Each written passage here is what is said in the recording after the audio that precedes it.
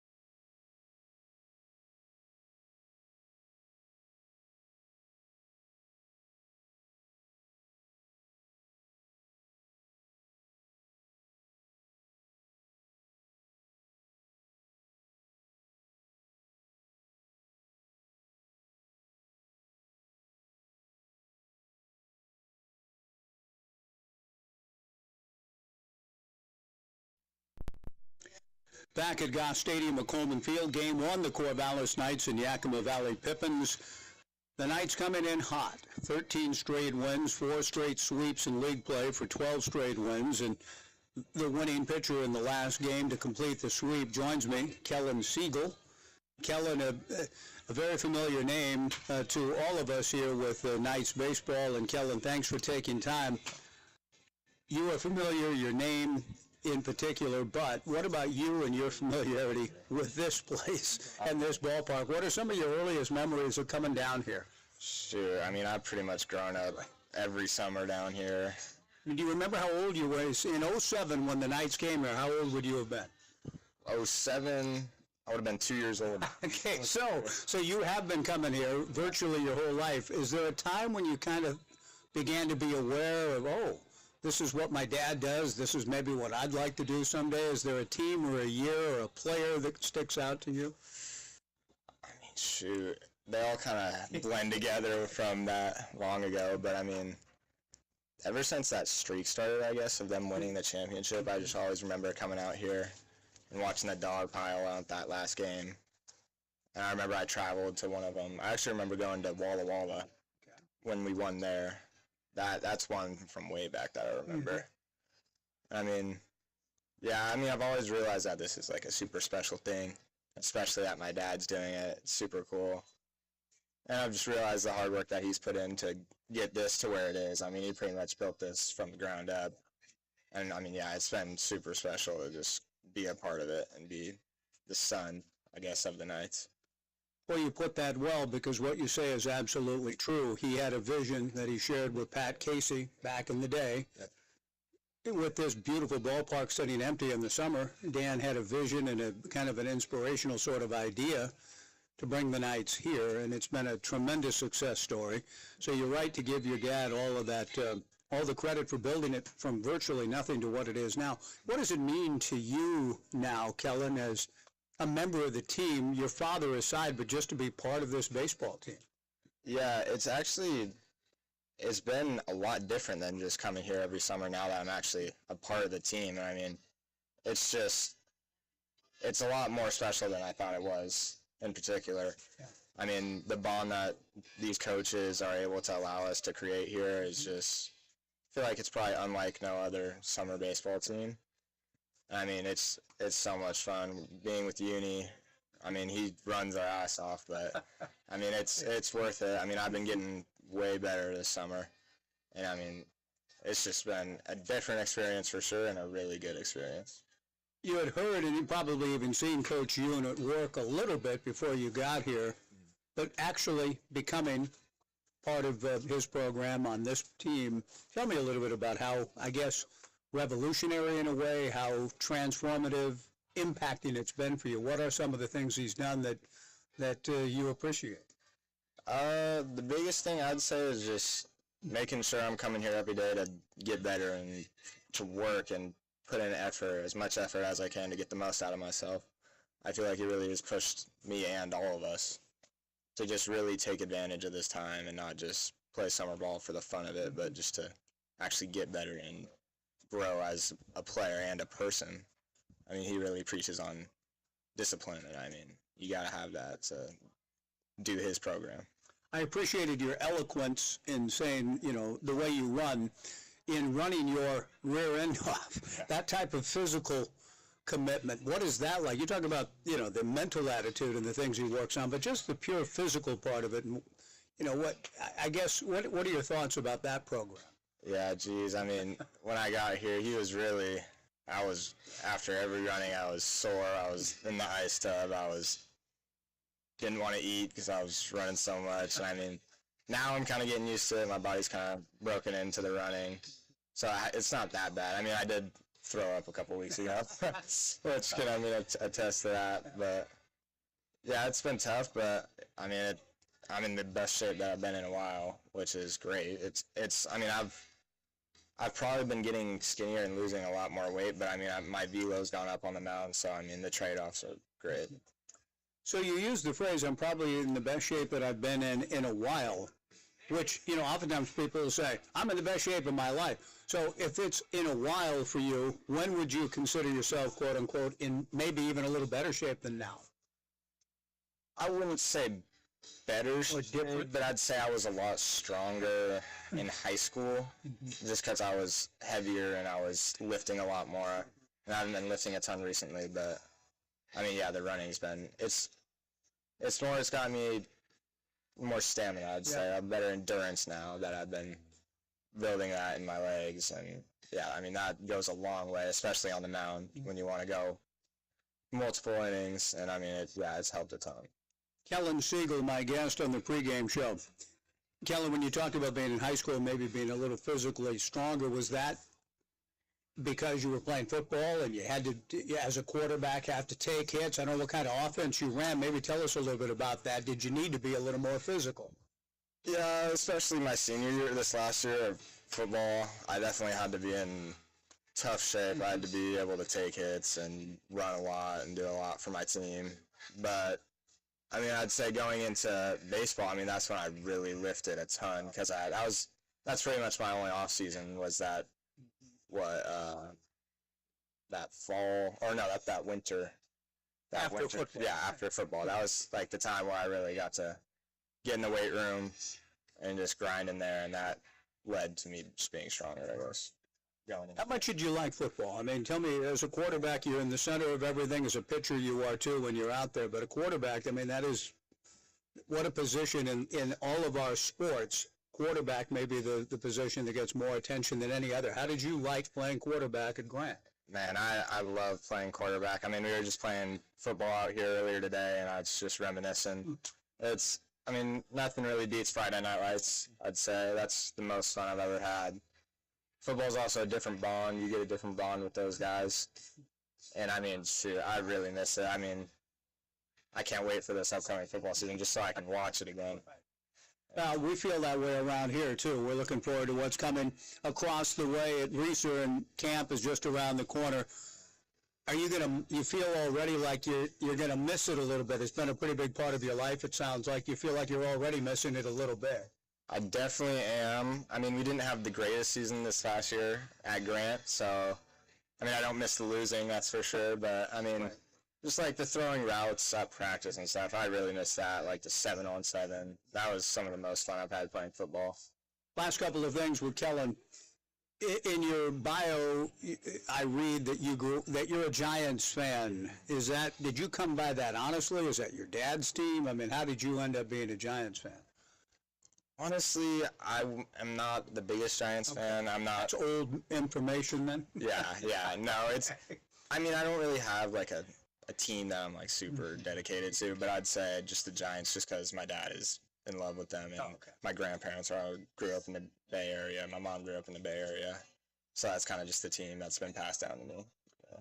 Was there anything, this sort of gets back to where we started as we wrap it up.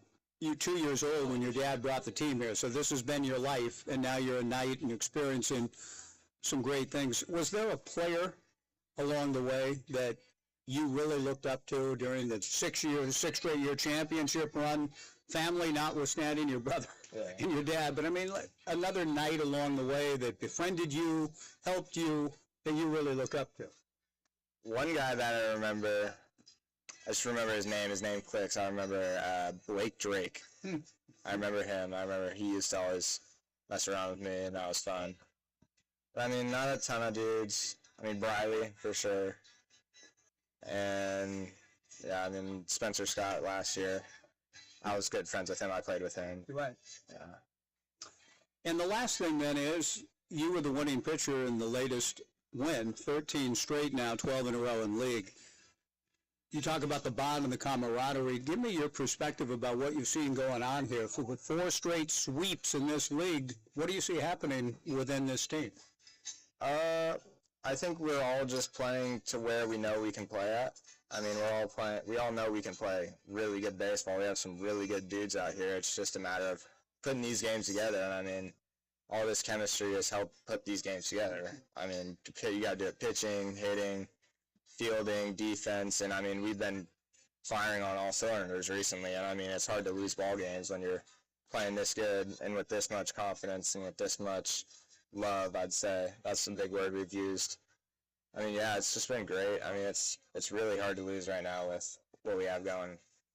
Fun to watch again. I'm glad you're part of it. Your family's meant a lot to me through the years, and I'm glad that you are having a great experience, Kellen. Thanks for taking time. Good luck at LB. We'll talk about that down the road, too, but thanks for taking time. I appreciate it. Thank you. Kellen Siegel, my guest, on the pregame show. We've got the first pitch. The starting lineup's just around the corner. The Knights in Yakima Valley, the first of 3, with only 6 home games remaining in the regular season. There'll be some other baseball here, too, I dare say, after that. But make sure you don't miss any of the fun down the stretch as the Knights try to bear down on a 7th straight West Coast League championship. Our thanks to Kellen for joining us. More coming up on the Knights live stream and 1240 Joe Radio.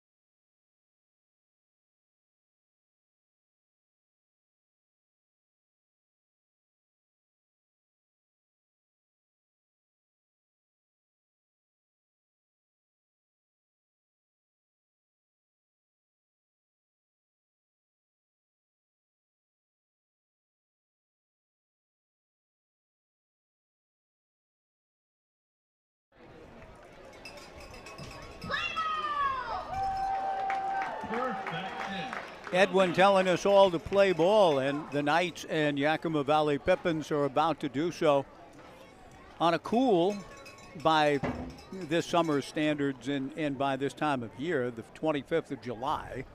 We had measurable precipitation yesterday, for crying out loud, after a beautiful day on Sunday. 78 degrees, breezes blowing out to left center field, just a few clouds here and there. It's a beautiful night for baseball, but it will cool off, and I notice Knights fans, as always, well prepared. They have sweatshirts and even a blanket or two around the ballpark. That will probably be required a little bit later. Merritt Jones under the sun, though, at the moment, loosening up with his battery mate Anson Arrows. And the following lineup is put together by the coaching staff for the Yakima Valley Pippins. Kyle Crustangel is not here tonight. He's the head coach, so his assistants will be running the show, whether he joins us or not as the series goes along. We hope that he will, but he's not here tonight.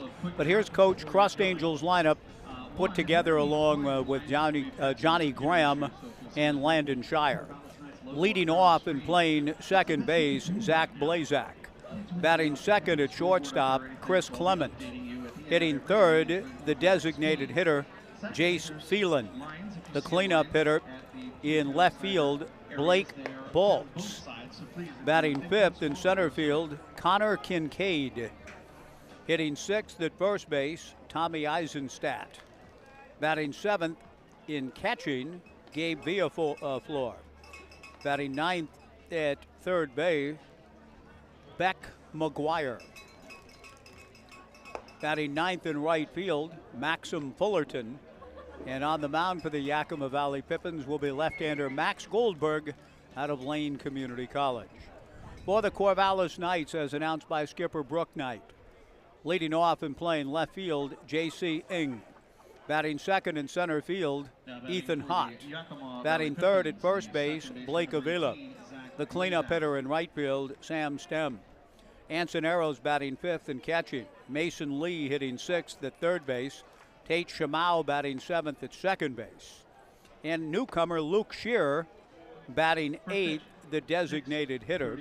His first game with the Knights tonight. Phoenix Call batting ninth at shortstop. 4 minutes late, the first pitch from the right-hander Merritt Jones misses for ball one. The 1-0 pitch to Zach is in there for a strike. So we're underway. Merritt Jones getting the start. The right-hander working quickly, whips the leg around Groucho style, and the 1-1 pitch is foul back, and the count 1-2. Zach Blazak leading things off for Yakima Valley, hitting .238, a couple of homers, 19 runs batted in. Ground ball to third, right at Mason Lee. Mason looks it in, tosses off the bag, pulling Blake Avila off the bag. Blake makes the tag for the out on Blazak. One away.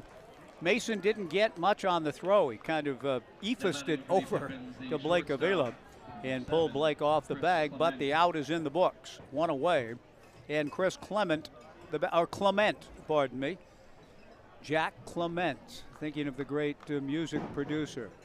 Chris Clement in the two-hole at short. First pitch fastball swung on and missed. 0-1 the count to Chris Clement in the two-hole. Right-handed hitter out of Hanford, California. Not the state of Washington. That city's name comes up in Oppenheimer. The strike one pitch, a ground ball to short. Phoenix Call between hops. Waits, fields cleanly, and throws a strike to Blake Avila. 2 down. Nice job by Merritt Jones sinking the ball to get a couple of ground outs to open the game. And now Jace Phelan, the batter. Phelan, left-hand hitting designated hitter, will step in with 2 outs and nobody on in the top of the first inning. For the Knights, Merritt Jones and Anson Arrows, the battery. Blake Avila at first, Tate Shamau at second, Phoenix Call at short, Mason Lee at third.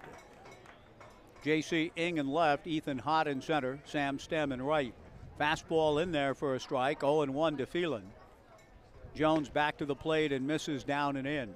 1 ball and 1 strike to Phelan out of Otis Orchards, Washington, attends Washington State.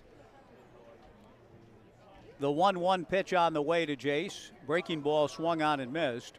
And the count 1-2. 2 outs, nobody on. Top of the first. I believe that it's Johnny Graham coaching at third and Landon Shire, the pitching coach, at first. But I will get confirmation from Amy here in a moment. The 1-2 pitch misses down and in. Is that Landon Shire coaching first base or not? You don't believe so. Is that him at third? Okay, I was told by their live stream radio announcer that that would be the disposition of the coaches, but we know not. Fastball just outside, and the count goes full to 3-2. The scoreboard is not operating beyond right center field, so it's easy along the way to grow into reliance upon the board for outs, balls, and strikes, etc.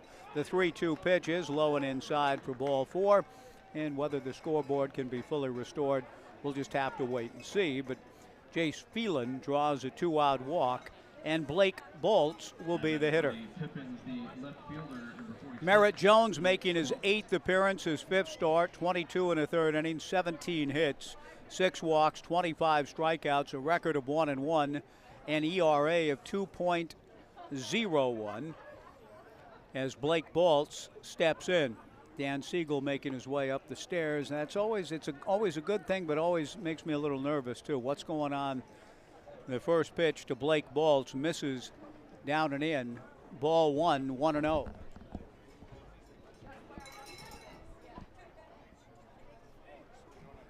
The 1-0 pitch is in there for a strike, and the count 1-1. Dan, what's happening?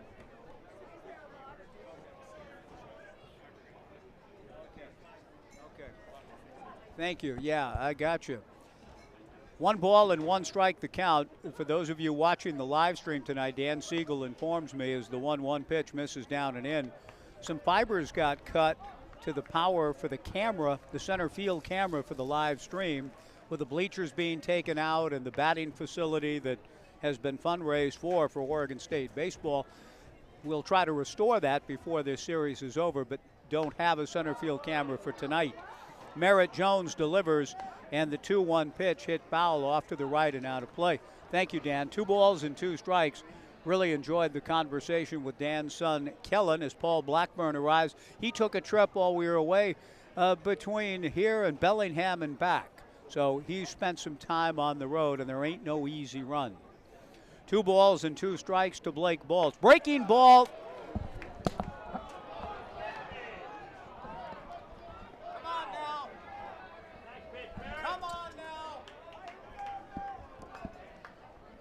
The breaking ball just missed, and it didn't miss. That batter should be rung up. Terrible miss. If he gets on base, it's a crying shame. 3 balls and 2 strikes to Blake Bolts. Merritt Jones delivers a line drive caught by Tate Shamau. A diving catch by Tate preventing the crying shame because Merritt Jones had thrown a breaking ball for strike 3 called, and the call was missed. And on the next pitch, Tate Shamau with a great catch to end the inning. No runs, no hits, no errors, 1 left. We go to the bottom of the first. Yakima Valley nothing. The Knights coming up back in 90 on the Knights live stream and 1240 Joe Radio.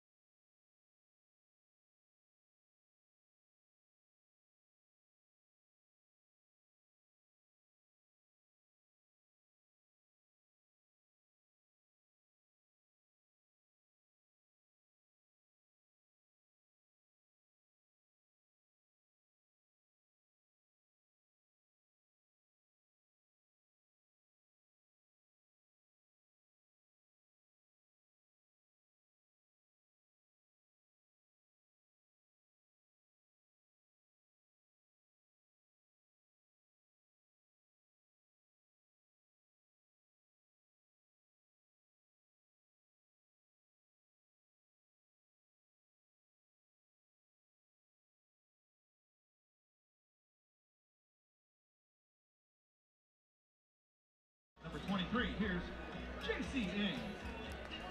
Max Goldberg, a left-hander out of Lane Community College, making his third start. He's worked 8 innings, 13 hits, 6 earned, 7 walks, 6 strikeouts, 0-1, an ERA of 6.75. Max's first pitch missing for ball 1 to Knights left fielder J.C. Ing. No score, bottom of the first inning. 1-0 pitch misses inside, ball 2. 2-0 to J.C. with the Knights looking to win their 13th straight in West Coast League play. The quick working Goldberg, elaborate windup, comes 2-0 and misses just inside ball 3. It appears as though we will have a pretty tight strike zone from the home plate arbiter this evening. Goldberg back to the plate. 3-0 pitch is low and away, and that's an inauspicious start for Max. A 4-pitch walk, and that'll bring Ethan Hott to the plate. J.C. Ing hitting .211, 22 runs batted in.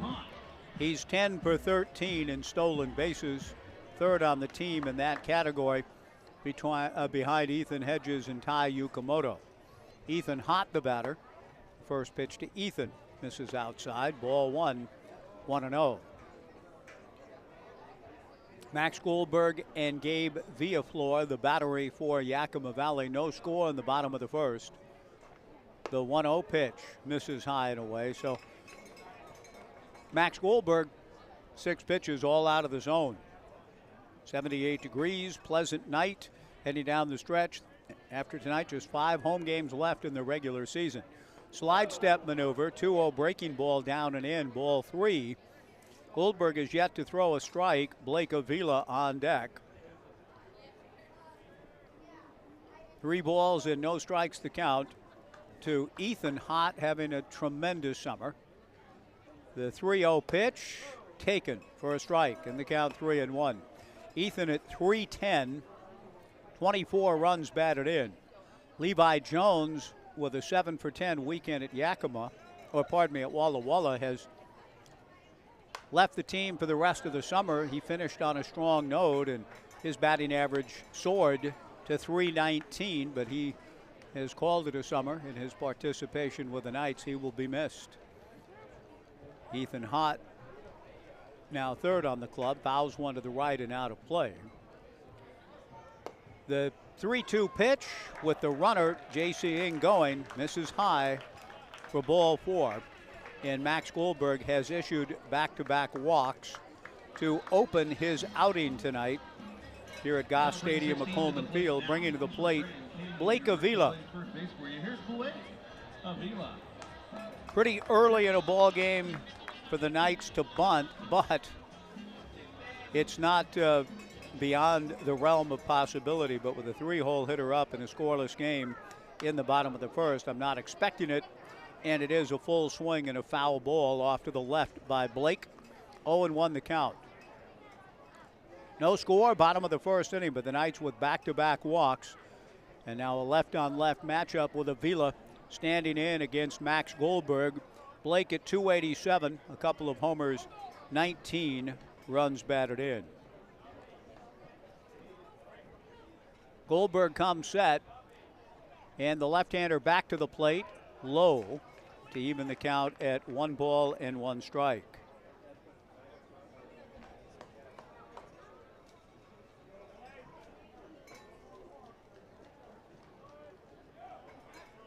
Max ready with 2 on and nobody out.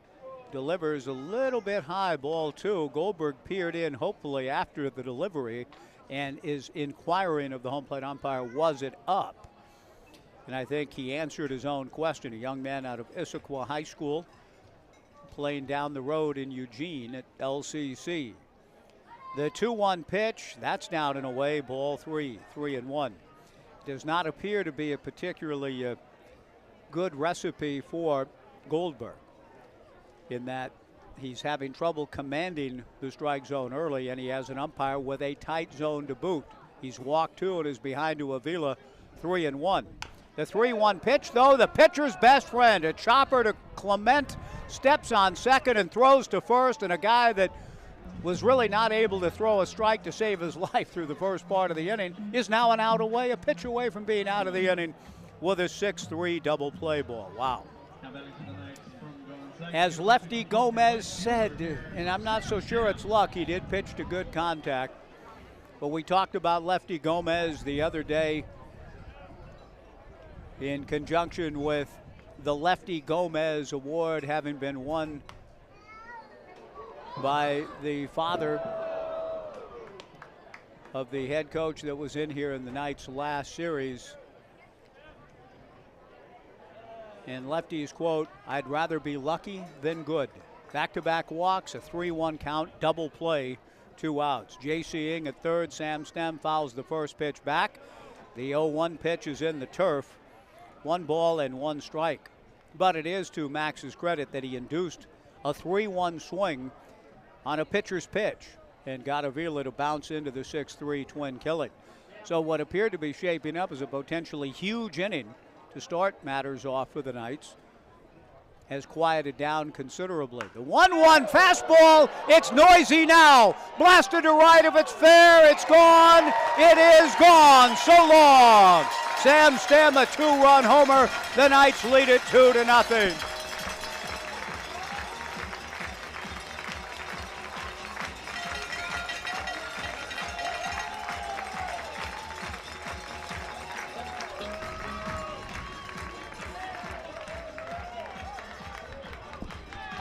Boy, did Sam ever turn on that one, and he had to hit it through a bit of a crosswind from right to left. The wind actually helped it a little bit stay fair as it was hooking, also getting a little bit of a push back towards the pesky pole, and out she goes for the 4th home run of the year for Sam Stem. He now has 31 RBIs. He leads the team in both categories. 2-0 Knights in the bottom of the first. Anson Arrows takes the first pitch from Goldberg low for ball 1. The 1-0 pitch whacked sharply by the diving Zach Blazak into center field for a base hit. Anson Arrows with a solid swing following the 2-run home run by Sam Stem. And that'll bring to the plate Mason Lee. Sam Stem to go with the 4 homers and the 31 RBIs with a batting average of .249. Arrows starting the night at .250, and Anson 6 for 7 in stolen bases. Max Goldberg to the plate, and his first pitch to Mason Lee in there for a strike. 0-1 the count. 2-0 Knights in the bottom of the first. And just when it appeared as though Goldberg might survive his spate of wildness opening his outing, Sam Stem had a different plan, turned on a pitch and blasted it out of the park. The strike 1 pitch from Max misses down and away. 1 ball and 1 strike the count. The Knights getting off to a good start in their quest for a 14th straight win overall, 13 in league play with a 2-0 lead in the bottom of the first.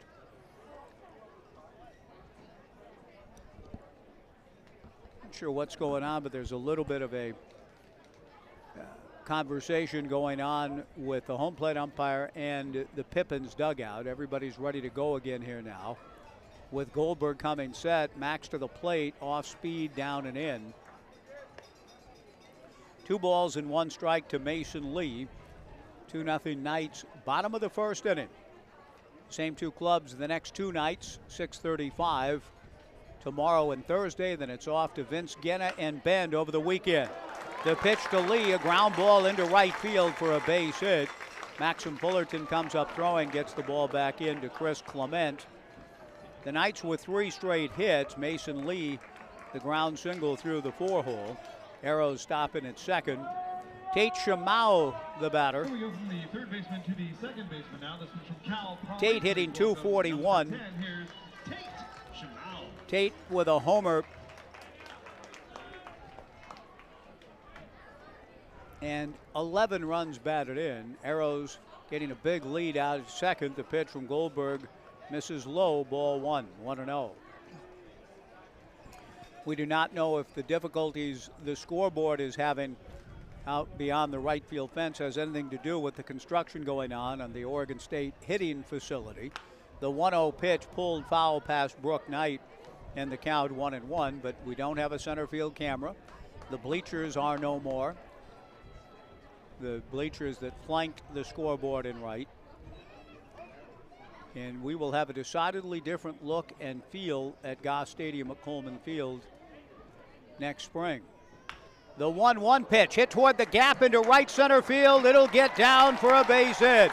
Ancinero scores. Tate Shamau will be held at third. Connor Kincaid gets the ball back in. An RBI double for Tate Shamau, and the Knights lead it 3-0.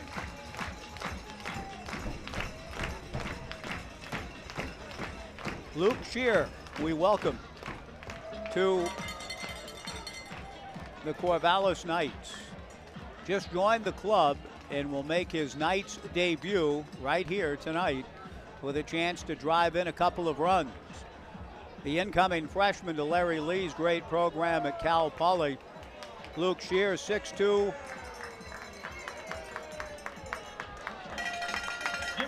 210-pound right-hander.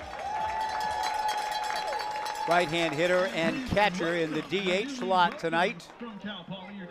Shear, a highly regarded catcher, a big-time prospect. There was some question as to whether he might be drafted and perhaps embark on a professional career.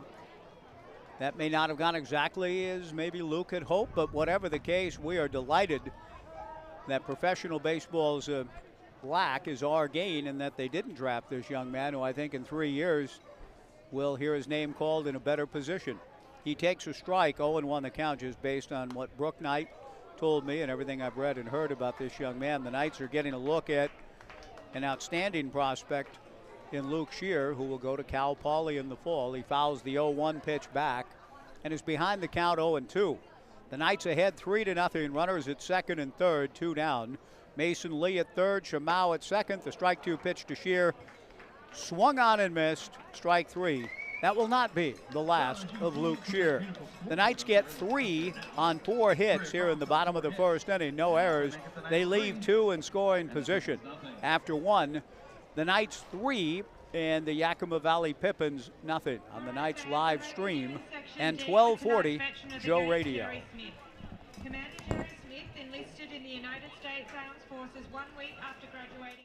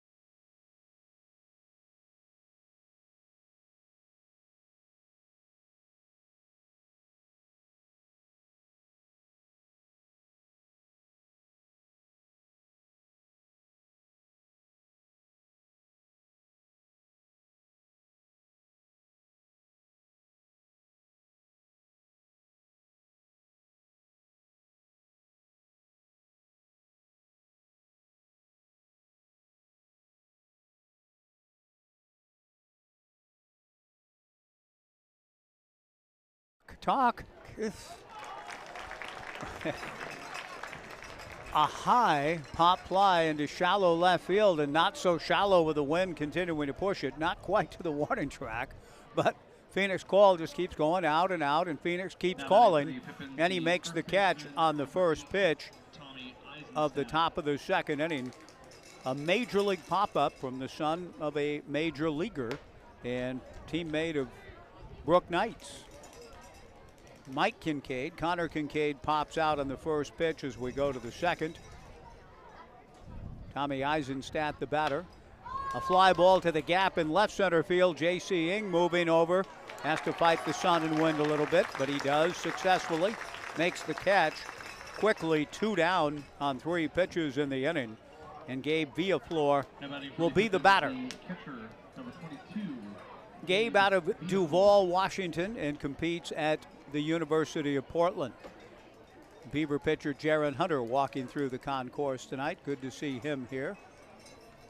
The pitch on the way, swung on and fouled at the plate. 0-1 to Villaflor. My understanding that Jacob Dobmeyer, former Corvallis Knight, former Portland Pilot, into the portal and coming to Oregon State. Looking forward to seeing Jacob in Beaver gear next year. The strike one pitch from the right-hander Merritt Jones out of the University of Utah. Fouled back, and the count 0-2. 2 outs, nobody on in the second. 3-0 Knights. Merritt back to the plate. Breaking ball and a check swing, down and away. 1 ball and 2 strikes to count. The crowd appeared to be a little thin at the start of the game, but they kind of just keep coming in. The 1-2 pitch, fastball taken down and in, 2-2 the count to Villaflor. And once again, we have a very nice gathering of appreciative baseball fans in this community. The 2-2 pitch lifted to center field. Ethan Hott moving in and over to make the catch, and a very efficient second inning for right-hander Merritt Jones. He retires 3 Pippins in order, and after 1.5.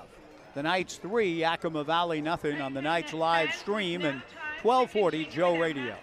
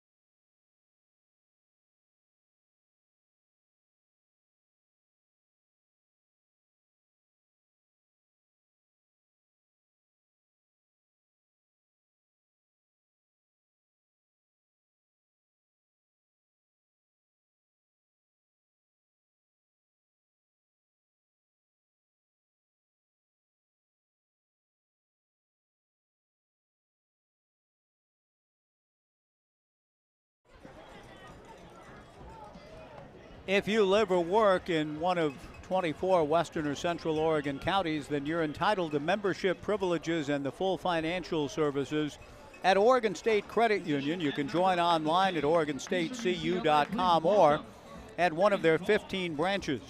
Oregon State Credit Union was the proud title sponsor of our July 2nd fireworks extravaganza, investing in all of our communities and dedicated to creating financial solutions toward making local lives better. Phoenix Call leads things off for the Knights in the bottom of the second, with Corvallis leading Yakima Valley 3-0. Phoenix swings at the first pitch and doesn't get it. Max Goldberg, a rough first, comes back with the 0-1 fastball, and Phoenix swings through it. 0-2 the count.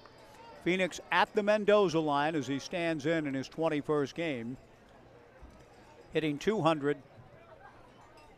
4 runs batted in. The strike 2 pitch, fastball up. 1 ball and 2 strikes to Phoenix Call. Phoenix will be followed by J.C. Ng and then Ethan Hott. Goldberg shakes off Villaflor. Now kicks and comes back and misses down and in with a breaking ball. 2-2 the count. Brooke Knight coaching at third. Ed Nags coaching at first. Had the pleasure of meeting Ed's elder brother, Steve, in the ballpark tonight. The 2-2 pitch to Phoenix popped up on the right side. Backing up is Blazak. The right fielder races in. That's Maxim Fullerton. Calls off Blazak to make the catch. Phoenix Call retired on the little pop-up to shallow right. J.C. Ng, the hitter. Steve Nags, who was in the firefighting industry for some 38 years in Kern County. Sharing a few thoughts about his brother and he growing up and how they were in the same room together February 9, 1971. The Sylmar quake, they were in Newhall, very near the epicenter. The first pitch to J.C. Ing missed in the turf. The 1-0 pitch popped up into shallow left. Shortstop Chris Clement out a few steps. Clement puts it away, 2 down, and Ethan Hott will be the batter. So we shared in those few moments in the Knights coach's office before the game, we shared our experiences because I was in Hacienda Heights in Southern California, February 9 of 71, while the Nags boys in the same bedroom in Newhall, not far from the epicenter. They had trophies and other things falling down off the walls. It was an unforgettable event for us all. Ethan Hott taking the first pitch outside. 3-0 Knights in the bottom of the second. The 1-0 pitch missing to Ethan for ball 2. Gordon walked both J.C. Ing and Ethan Hott last inning. Comes back with a 2-0 pitch and misses for ball 3, 3-0. Goldberg appeared to be near, it was about out of the inning, getting a 6-3 double play ball, but then Sam Stem hit a 2-run homer. The Knights added another run, lead at 3-0. The 3-0 pitch to Hott misses for ball 4. Ethan has seen 8 pitches all out of the zone, and Blake Avila, the hitter. Blake on a 3-1 pitch, grounded into a double play last inning. Ethan Hott, the runner at first, second on the club in steals with 12. 12 for 14, held on by Tommy Eisenstadt. Avila takes a little bit high, ball 1, 1-0. Steve said that their niece was born on the day of the earthquakes. So that has become a memorable event. Their sister-in-law had a baby girl in a hospital in Newhall that day. There goes Ethan Hott. No throw from the catcher, Gabe Villaflor, and Ethan in with a stolen base and is in scoring position, getting his 13th bag of the year. Another contribution made, thanks to that thievery, to Community Outreach, Inc., the combined auspices of All Pro Property Services and Papay Material Handling. The 2-0 pitch to Blake Avila misses low for ball 3, 3-0. Sam Stem, who hit a 2-run home run last inning, on deck. The 3-0 pitch to Avila. Blake taking all the way. Fastball for a strike, and the count 3-1. Blake getting another chance at a 3-1 count. Bounced into a double play last inning, looking for something that's maybe a more hitter's pitch. He gets one and hits it sharply, but right at first baseman Tommy Eisenstadt, back of the bag. Tommy takes it to the bag, and the side is retired. No runs, no hits, 1 left. At the end of 2, the Knights 3 and Yakima Valley nothing on the Knights live stream and 1240 Joe Radio.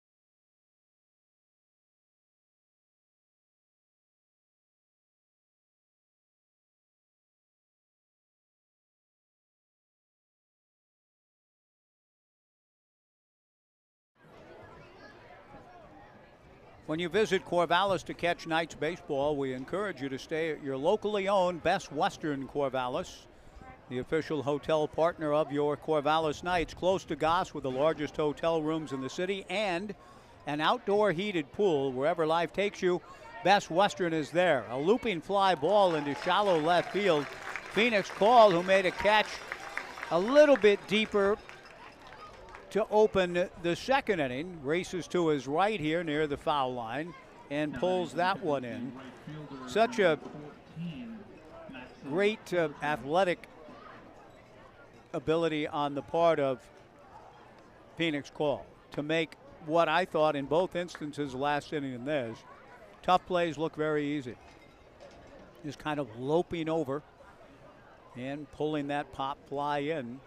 Maxim Fullerton, the batter. The first pitch, a strike, and now the 0-1 offering. Swung on and missed by Maxim. The count, no balls and 2 strikes, 3-0 Knights. Top of the third inning.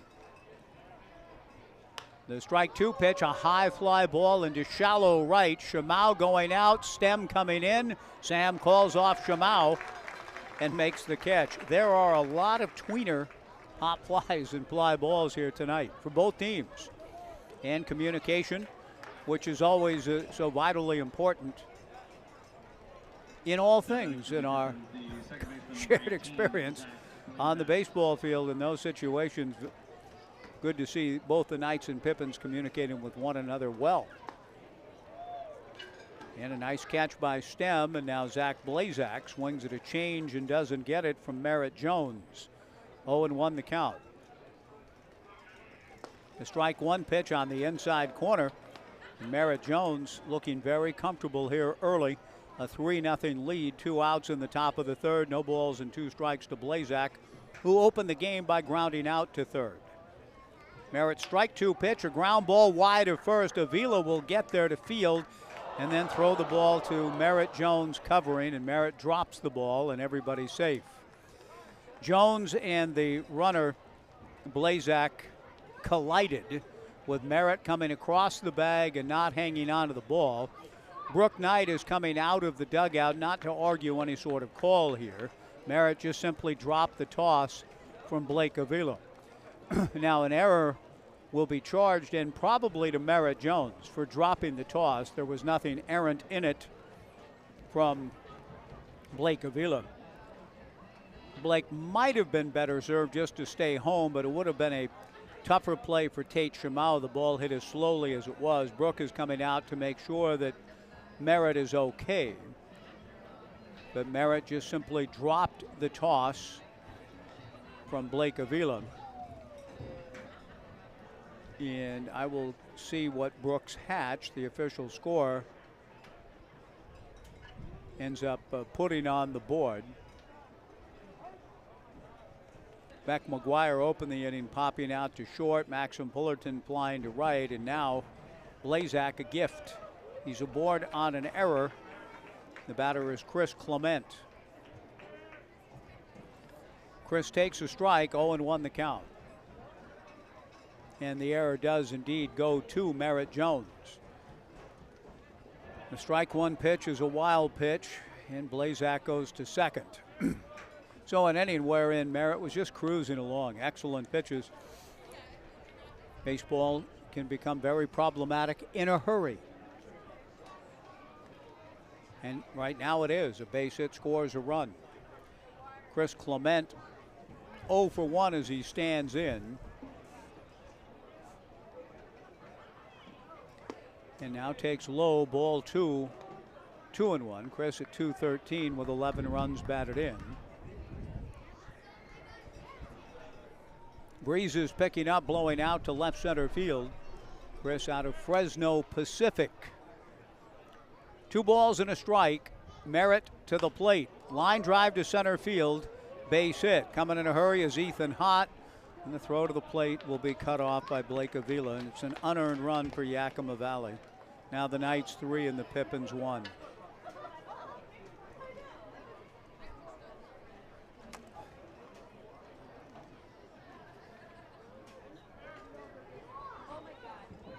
Jace Phelan will be the batter. It's a heck of a note, tough to see. And the Knights were easily out of this inning. Jace Phelan drew a walk in the first. Now the Pippins trying to fight their way back, get a cheapie of a run. The pitch to Phelan swung on and missed. 0-1 the count.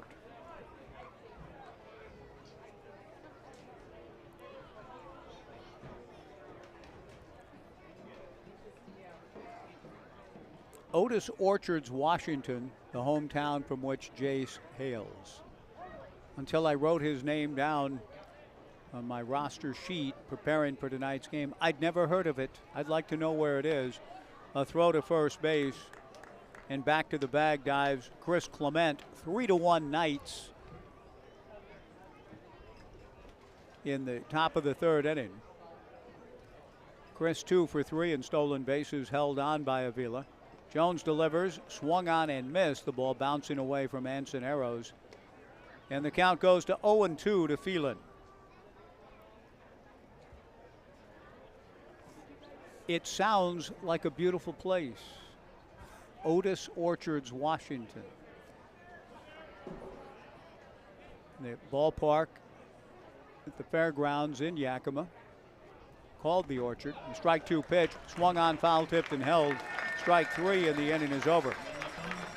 The Pippins catch a break and get an unearned run in the inning. Along the way, before the night is o'er, I'm hoping to learn exactly where Otis Orchards is. Phelan strikes out. We are through 2.5. The Knights 3 and the Yakima Valley Pippins 1 on the Knights live stream and 1240 Joe Radio.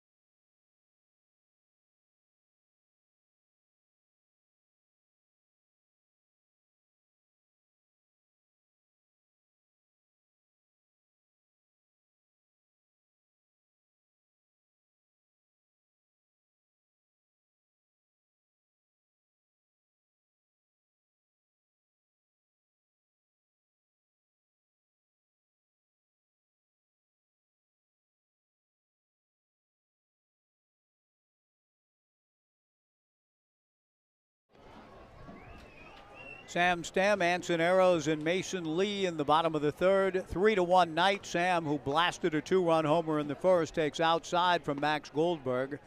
The 1-0 pitch from the lefty misses for ball 2. 2-0. During the inning break, I looked up Otis Orchards, north of the Spokane River from Liberty Lake.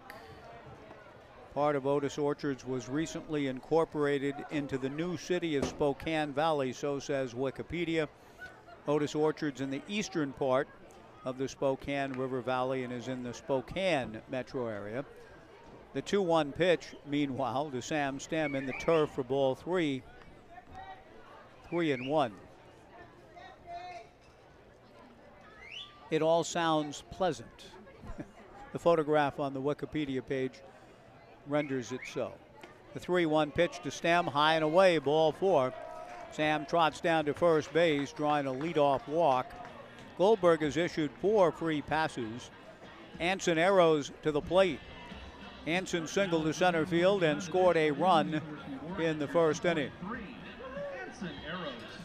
Anson will not, from what I'm told, see out the season with the Knights. Levi Jones calling it a season after the trip up to Walla Walla.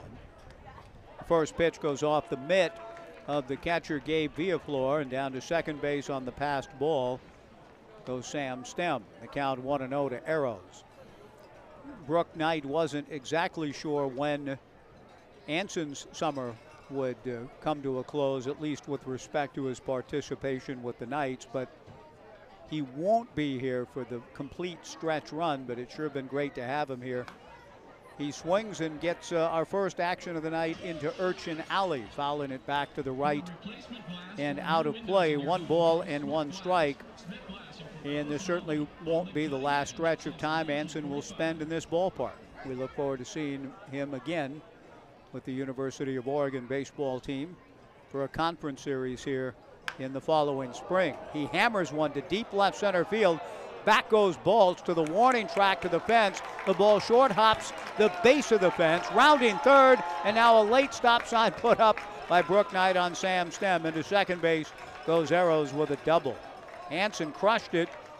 Sam Stem got to third, and Brooke was a little hesitant about should I bring him, should I not?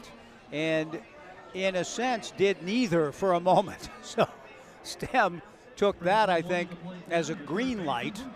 Well, if I'm getting no signal, then I'm going.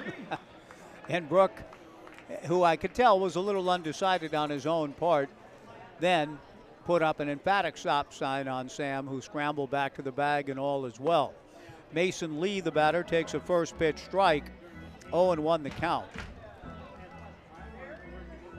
Well struck by Anson Arrows. The Knights leading 3-1. A chance to add to it here. Second and third, nobody out. The infield at normal depth for the Pippins. The strike 1 pitch fouled back by Mason. 0-2 the count with Tate Shamau on deck. The Knights and Yakima Valley Pippins have had a good rivalry the past couple of years. They played for the championship, in fact, against one another in 2021. The strike 2 pitch, a ground ball slowly to third, and now getting hung up between second and third is Anson Arrows. Breaking towards the plate is Stem. Sam heading back towards third, being run down by Villaflor and tagged out, but it's not the best outcome. But Stem, while out between third and home, stayed in the rundown long enough to allow Anson Arrows, who had run Sam Stem down, thinking that Sam was going to break on contact.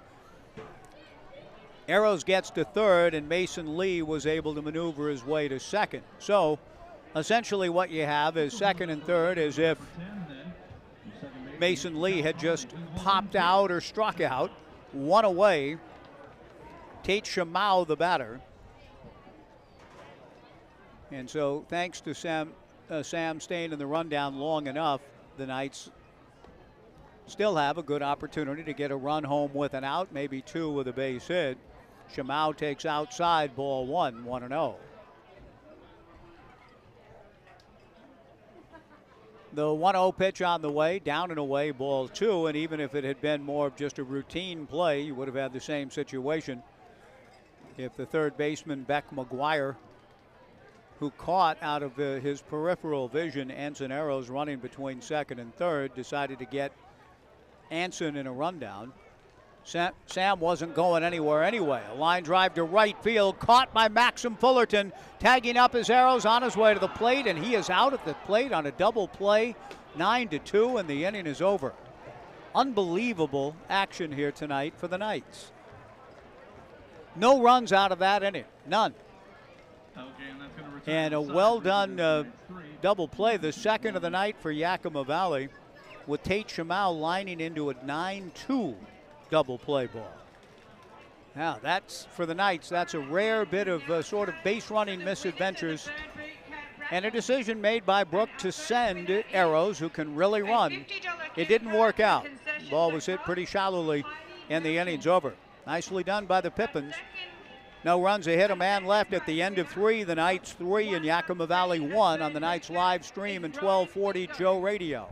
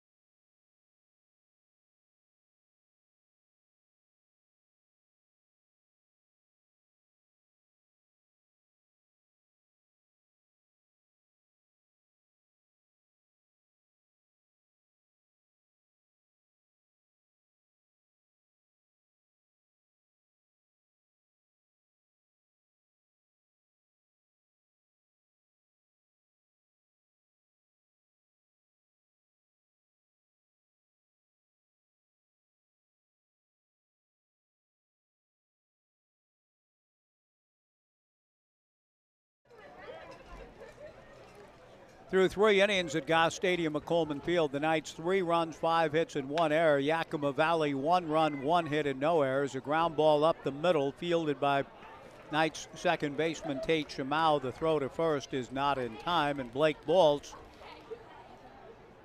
is aboard with a single up the middle. Pippins, the center fielder, number 36, Connor Kincaid. To open the Pippins third.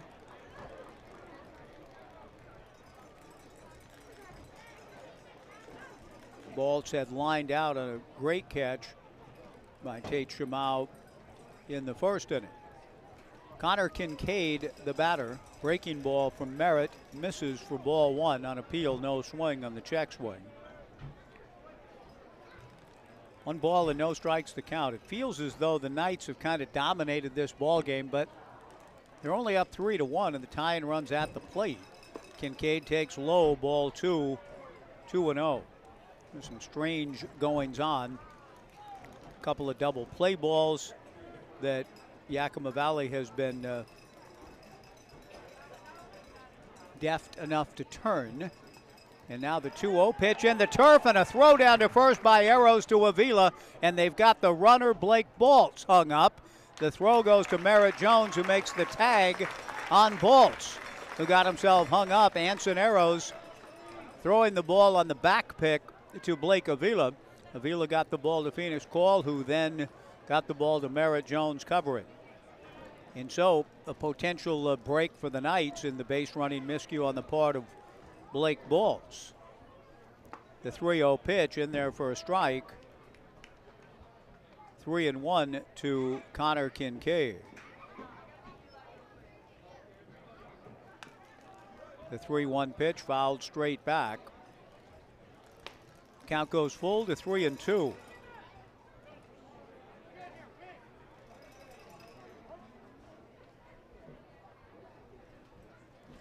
The 3-2 pitch, chop foul.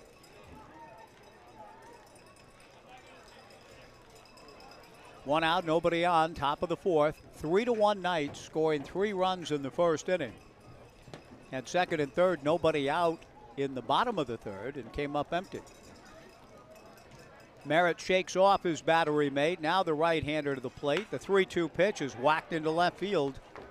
Base hit. So right now the Pippins are sort of in that state of contemplating the saddest words of tongue or pen. What might have been a legacy of John Greenleaf Whittier. Tommy Eisenstadt, the batter. Eisenstadt flied to left in the second. Phoenix Call shifting over to his left.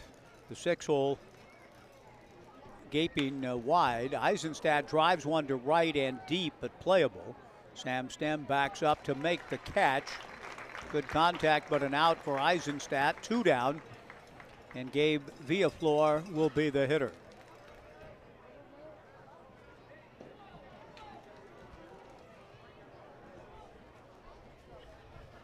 Now batting for the Pippins, the catcher. For the Knights, defensively, a battery of Merritt Jones and Anson Arrows. Blake Avila at first, Tate Shamau at second, Phoenix Call at short, Mason Lee at third. Merritt to the plate, good slider for a strike. 0-1 to Villaflor in the outfield. J.C. Ing in left, Ethan Hott in center, Sam Stem in right. Top of the fourth, 3-1 Knights. Connor Kincaid at first, held on by Blake Avila. Breaking ball flailed at and missed, and Villaflor, who flied to center in his first at-bat, is down in the count, 0-2.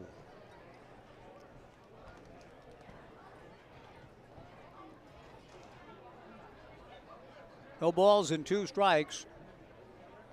The right-hander Merritt Jones comes to the plate. Breaking ball foul back. Merritt, a 6'4", 191-pounder out of Idaho Falls.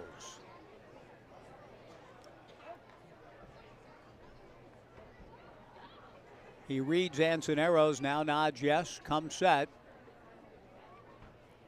The strike 2 pitch, fastball high, ball 1, 1-2 to Villaflor.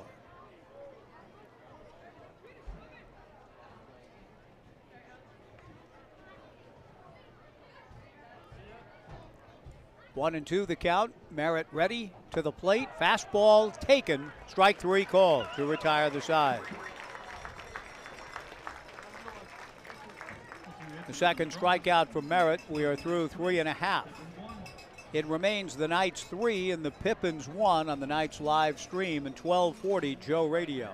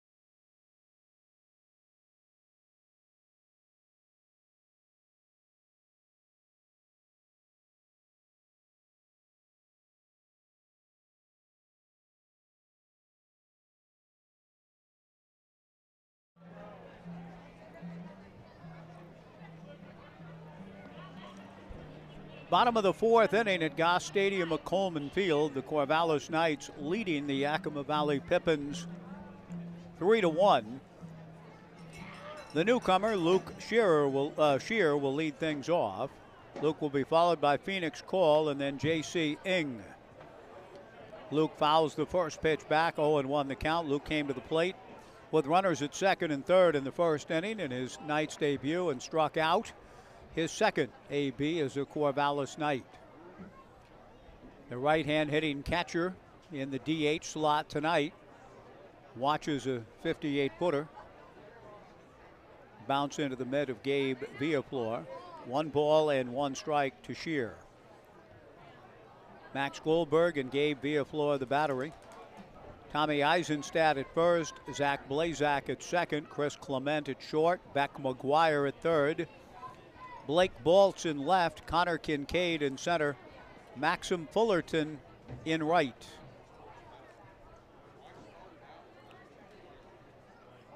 One ball and 1 strike the count to Luke Shear, leading things off for the Knights in the 4th, leading 3-1. Goldberg comes back and misses down and away, 2-1 the count. Max has issued 4 walks. He's allowed 5 hits, but a couple of double play balls have kept this one close. Goldberg back to the plate. The 2-1 pitch swung on and missed. That evens the count at 2 balls and 2 strikes.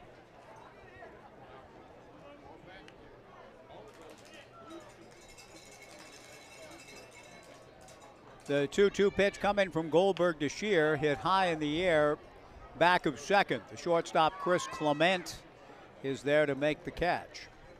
1 away, and Phoenix Call will come to the plate.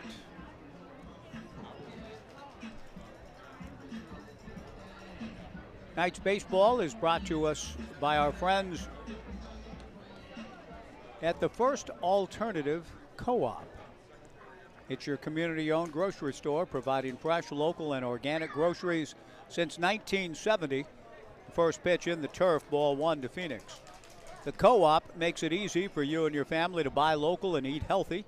Stop by their deli, enjoy their fresh brewed coffee, house-made pastries, their delicious salad bar, and much more. Everyone is welcome at the First Alternative Co-op, 2 locations in Corvallis.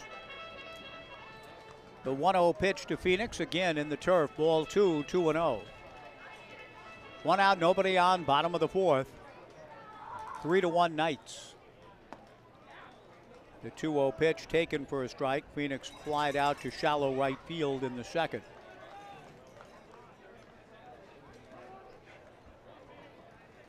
Goldberg, big windup, arms high over his head, comes back down and then almost restarts in a different sort of position, almost coming to a full stop.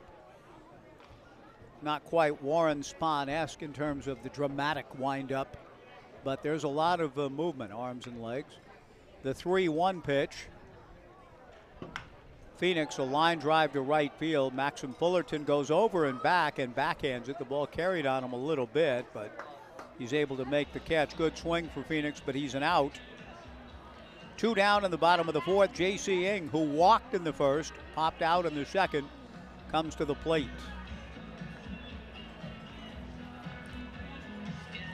And watching Goldberg work, I mentioned Spahny. Warren had the big dramatic windup, which was common in his era.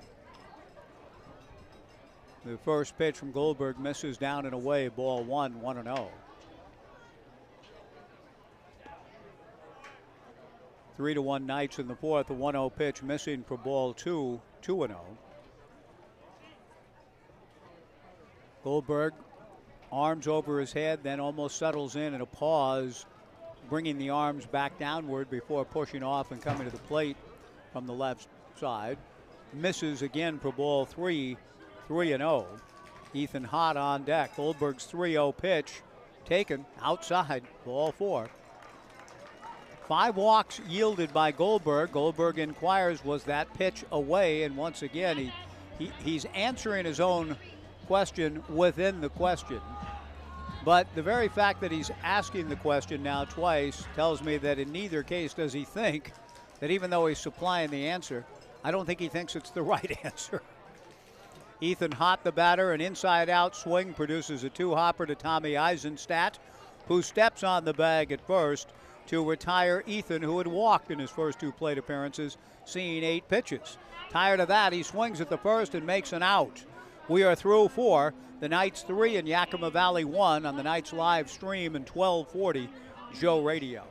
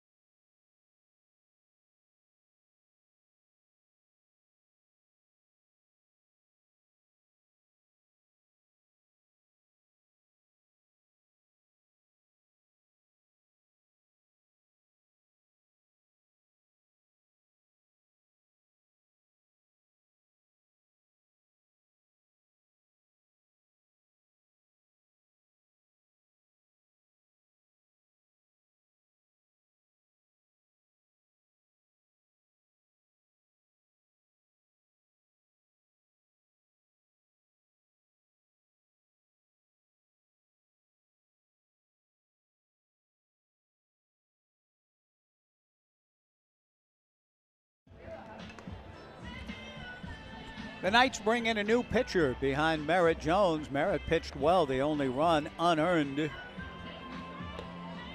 And Morgan Codron takes over.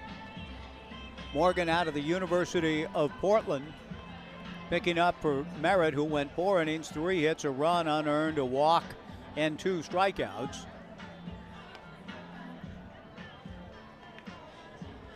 Beck McGuire, Maxim Fullerton,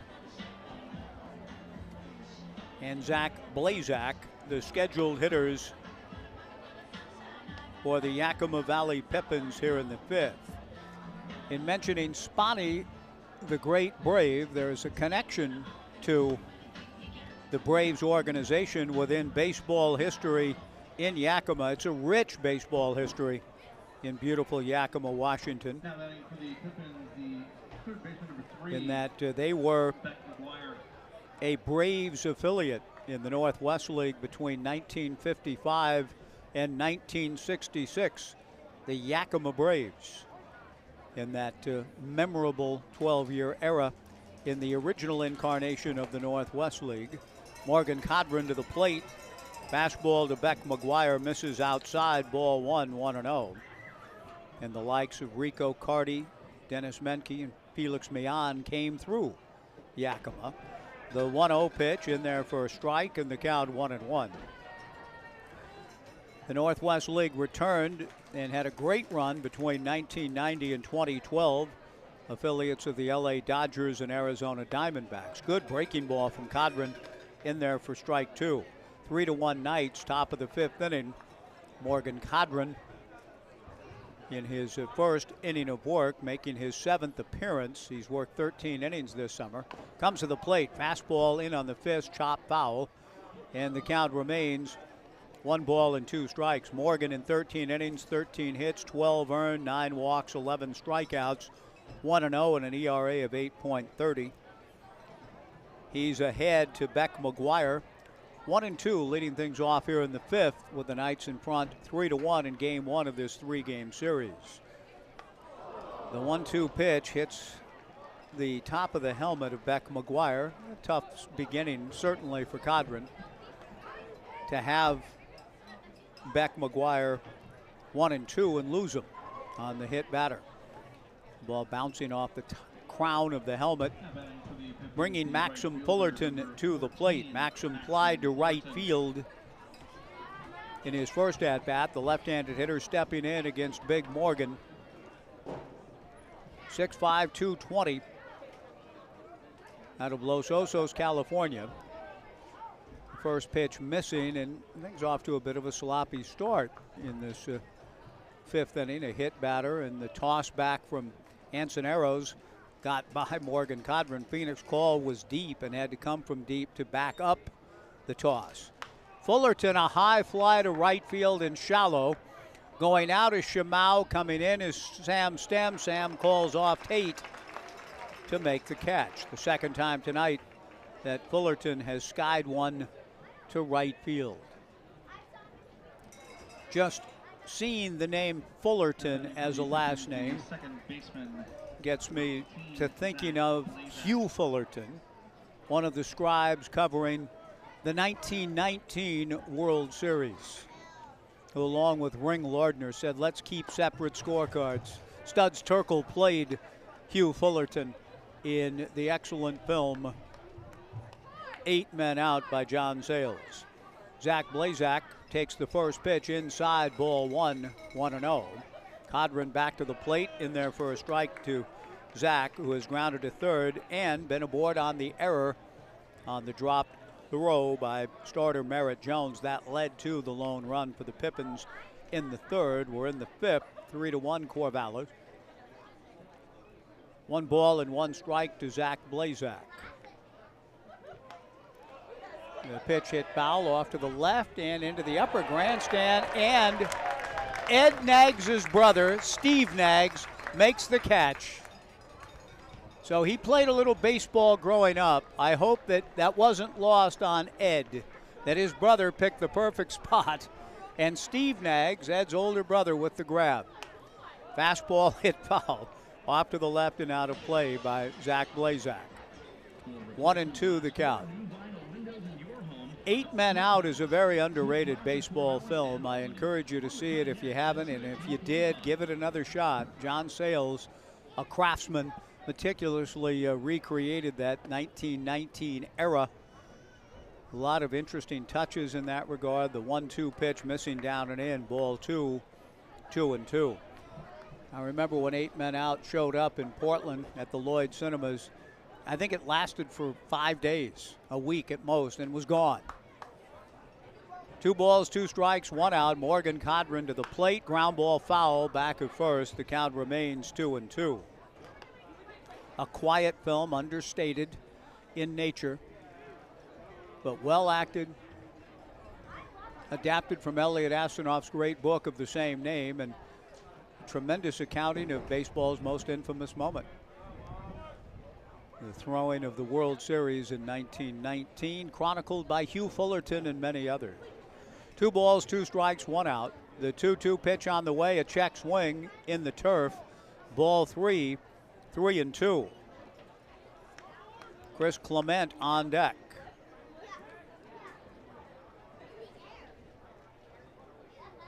Beck McGuire getting his lead, 3-2 with 1 out. He doesn't go. The 3-2 pitch sliced down the left field line. A long run for J.C. Ing and third baseman Mason Lee. The ball lands untouched down the line.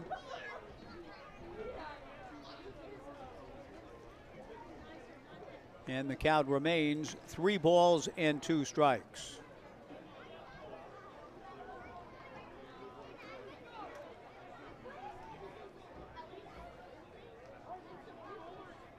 The left-hand hitting Zach Blazak awaits. Codron's 3-2 pitch, that's hit foul. And this one carries Waldo away over the upper grandstand. 3-2 the count.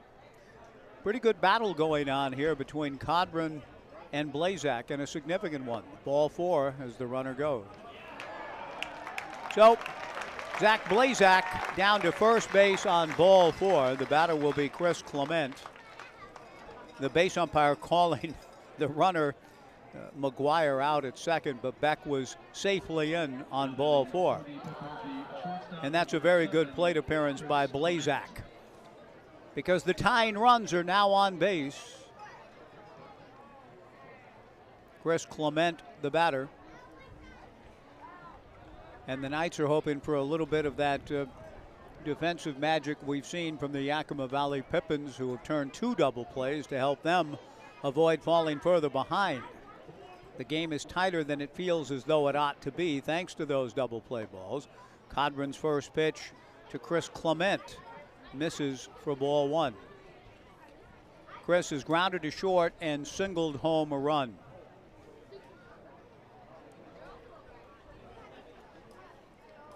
The 6'5" right-hander Codron comes set. The 1-0 pitch on the way. Down and in for ball 2, 2-0. It unfortunately has a feel right now of the game getting a little too interesting for all of our own good. Morgan needs to find the strike zone to avoid that. 2 balls and no strikes with 2 on and 1 out. 3-1 Knights in the 5th. Codron's 2-0 pitch, there it is. Good fastball for a strike. And the count 2-1. Clement appeared to be taking all the way. The Knights and Pippins played for the title against each other in 21. Yakima winning the first game at home to put the Knights up against it, but the Knights rallied to win the next 2. And last year in the playoffs, Yakima Valley took game 1 in the Orchard. And the Knights came home here and won the next 2. So the past 2 summers, high drama between these 2 organizations. It's not been a great year for Yakima Valley this year. The pitch hit foul off to the right and out of play by Clement. The Pippins 15-27 overall. The Knights at 30-12. 2 on, 1 out. The 2-2 pitch is chopped foul, and this is just an excellent job by the Pippins hitters, staying with their approach, spoiling pitches. Zach Blazak earning ball 4. Now Clement up there, 2 balls and 2 strikes with 2 on and 1 out. The Knights leading 3-1 on what has been a pleasant but indeed cooling evening here. The 2-2 pitch on the way, hit to center field and right at Ethan Hott. I mean, Ethan barely had to move. He stepped back maybe half a step to pull it in. 2 down, and Jace Phelan, the hitter. Jace has walked and struck out. Phelan appeared to have struck out against Merritt Jones in the first inning. Merritt snapped off a great breaking ball that the home plate umpire inexplicably called a ball. And then Phelan ended up getting on base. Merritt pitched well. And now Morgan Codron with 2 on and 2 out. A hit batter and a walk in the inning, trying to put up another 0. The pitch to Phelan, lifted foul to the left and out of play. No balls and 1 strike to Jace.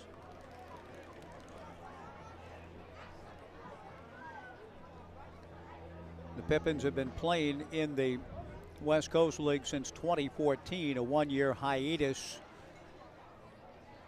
after the Yakima Bears relocated to Ron Tonkin Field and Hillsboro after the 2012 season. The pitch to Phelan inside, and the count 1-1. But some excellent baseball has been played through the years. Pro ball dating back to 1920 in Yakima. Pretty good pitch, just missed, and the count 2-1 to Jace Phelan. And the old Pacific International League had a run. 1937 to 1941. So various leagues through the summers have appeared in the great Yakima Valley. The 2-1 pitch to Phelan misses for ball 3, 3-1. 2 on, 1 out, 3-1 Knights in the 5th, 3-1 to Jace Phelan. Blake Bolts, the cleanup hitter, on deck. Codron to the plate. The 3-1 pitch lifted to left and playable. J.C. Ing, with the sun no longer an issue, is right there to make the catch, retire the side, and a nice job by Codron. He walked a batter and he hit a batter and was poised on a couple of other occasions to perhaps walking a third with 3 ball counts, but he pitches to contact in both instances and gets outs. We are through 4.5.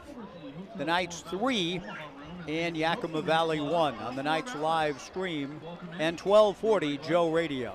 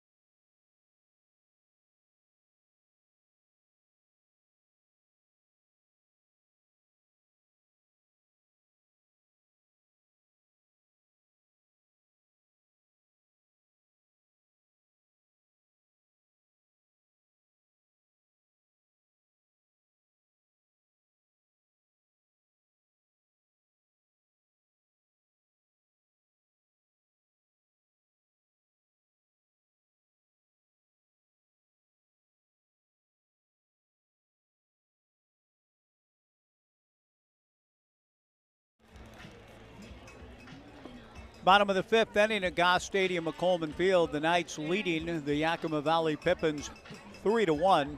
Right-hander Joey Harmon takes over from Max Goldberg. I give Max a good deal of credit. He did not really command the zone with, I'm sure, the type of consistency he had hoped to, but he certainly gives his team a chance to win. Minimizing damage, getting a couple of big double play balls. And the lead feels for the Knights as though it should be larger. It is 3-1 as we go to the bottom of the 5th. Joey Harmon, 6'1", 185-pounder, competing at Pacific University in Forest Grove, hails from Scottsdale. Pitched in 13 ball games for the Boxers this past spring with a couple of saves, a record of 1-1, 16 strikeouts in 16 2/3 innings.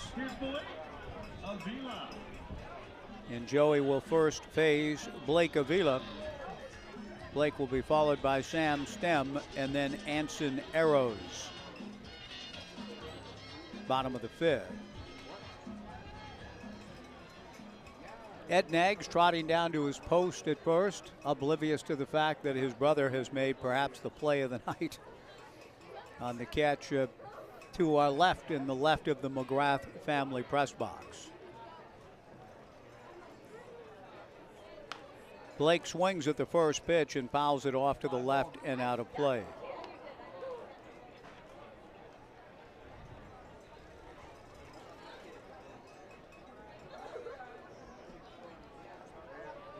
No balls and 1 strike the count to Blake, who is grounded into a double play and grounded to first. Harmon comes back and misses down and in. Joey making his 14th appearance, which leads the Pippins staff. He's worked 25 1/3 this summer, 30 hits, 20 earned runs. Avila, ground ball off the leg, kicked a little bit by Harmon, and it's a base hit for Avila. Kicking it to no man's land, the second baseman, Blazak, was moving to his right with the ball apparently heading up the middle. It appeared as though Harmon tried to save it, and kicked it towards the 4-hole. Nobody home, and it's an infield single for Blake Avila to open the 5th as the winds pick up. And it looks as though Johnny Graham will head out to see if his pitcher's okay, and Joey Harmon just sort of waving Coach Graham off. Quinn comes hustling out of the Knights dugout to receive the protective pad from Coach Nags off the leg of Blake Avila. Sam Stem steps in. Sam, a 2-run home run in the first, walked in the third. 3-1 Knights, bottom of the 5th. Sam takes low and away, ball 1, 1-0.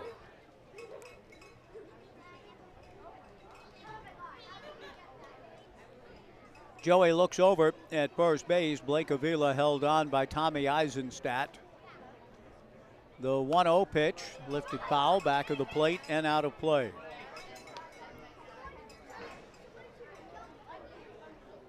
One ball and 1 strike the count.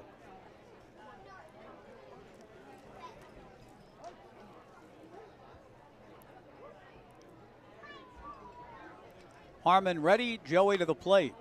That's fouled in a similar spot to the left above the upper grandstand.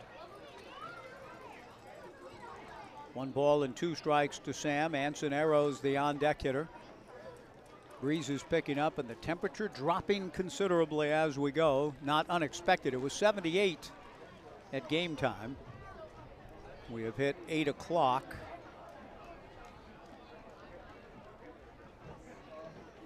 And we'll see what we have hit now as Sam Stem hits one to the left and out of play. 1 ball and 2 strikes. The temperature's only dropped to 74, but it feels cooler, I can assure you of that. 1 ball and 2 strikes. The Gall family here tonight. Their 2 sons, grandparents in from Pennsylvania. Stephen Gall, one of the outstanding trainers for Oregon State Athletics, and his wife Caitlin works within the Samaritan system. They're here. And it looks like a little baby in hand. Stephen's arms right now. The grandparents coming out to see the new child, and they made the trip in from Pennsylvania. The pitch hit foul by Sam Stem, off to the left and out of play. And just seeing Stephen Gall, one of the trainers for Oregon State football. We are just a few days away, less than 2 weeks away from the beginnings of fall camp, as they call it, still in the heart of summer. And a highly anticipated season for Jonathan Smith and all of us within Beaver Nation. 3-1 Knights here, bottom of the 5th. Blake Avila will go down to second on ball 4. The pitch bouncing away, or pardon me, on a wild pitch. It runs the count to 2-2. Avila down to second, and 2-2 to Sam Stem, who has a chance for another run batted in right here. 2 balls and 2 strikes to Sam. John Tittman pronouncing that it's RBI time. That's a legacy of somebody I wish I could remember being told about it at Corvallis American Legion games through the years at Hanson Stadium at Taylor Field. Richie's Market, the Market Men games, there was a fan who would say, pronounce whenever a runner was in scoring position, that it was RBI time. That fan has since passed, but his friend John Tittman has carried it on, and you hear that. Anytime the Knight gets to second base, you hear that. I like the legacy. The 2-2 pitch hit foul to the left and out of play. I just wish I could remember. I was told once, 15, 20 years ago, who the person was that used to say it. Very distinctive pronouncement that it was RBI time. 2 balls, 2 strikes, and that it is for Sam Stam, who usually answers that call, trying to do so again here. He takes a breaking ball just outside, and the count 3-2. 3-1 Knights in the bottom of the 5th. Sam, a 2-run home run in the first inning, his 4th, and he leads the team in that category as well as in RBIs with 31. Looking for number 32 here on a 3-2 pitch. He rolls one slowly to the right of the mound, fielded by Harmon, who shovels to Tommy Eisenstadt at first for the out. On the play, though, Blake Avila advances to third. And a nice job done by Sam in that respect, moving the runner for the switch hitter, Anson Arrows, who will turn around now to bat from the left side. And speaking of the market men, Brooke Knight and I talked before the ball game today about the memorable experiences with Mike Kincaid in the 1990 American Legion World Series, and Kevin Hooker's amazing performance in Game 1, the American Legion World Series. 190 or 182 pitches. The Knights beating Midland, Michigan 8-3 before losing then to Kailua. Brooks said there were about 6,000 people at Hanson Stadium at Taylor Field for that memorable 1990 Corvallis hosted American Legion World Series. The 1-0 pitch to Anson Arrows swung on and missed, in the count 1-1. 3-1 Knights. Arrows trying to change that. A fly ball to left field. Blake Baltz moving over into foul territory. He slides along the warning track. Does not make the catch. Had he caught it, Blake Avila would have tagged and scored. That is a decision with the left fielder Baltz throwing the ball up onto the TNT Builders party deck.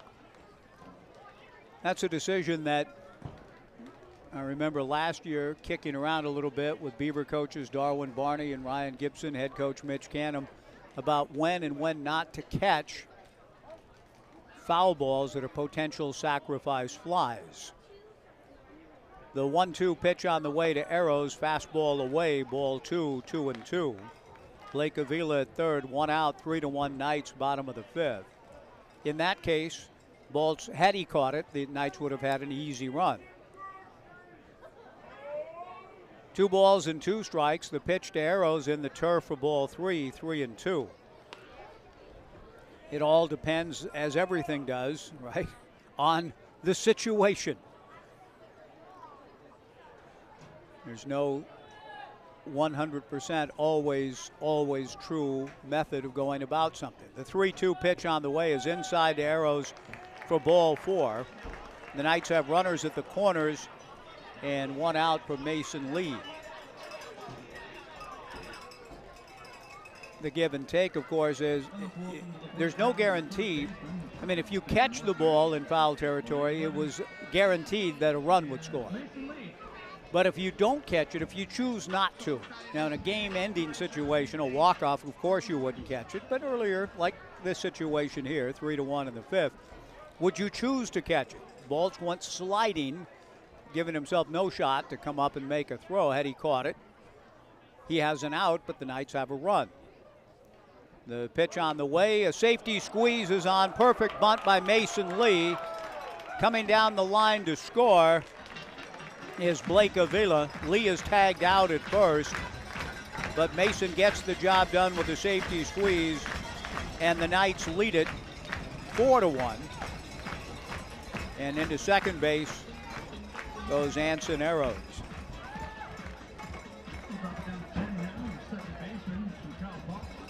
2 down in the inning.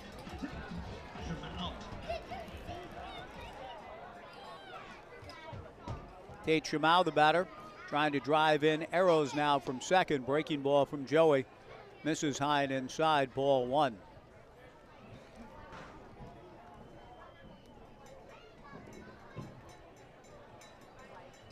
So, again, as everything, it depends. But you don't want to necessarily open up a door for a huge inning by not taking outs when you got a chance to get them. The 1-0 pitch, a strike, and the count 1-1. And that's the decision that has to be made when an outfielder is in pursuit of a ball that if he catches in foul territory will lead to a run. But if he catches it, and it's an out. A pickoff play to second. Blazak receiving the throw from Joey Harmon. Anson Arrows back in. 1 ball, 1 strike, 2 down, 4-1 Knights in the bottom of the 5th.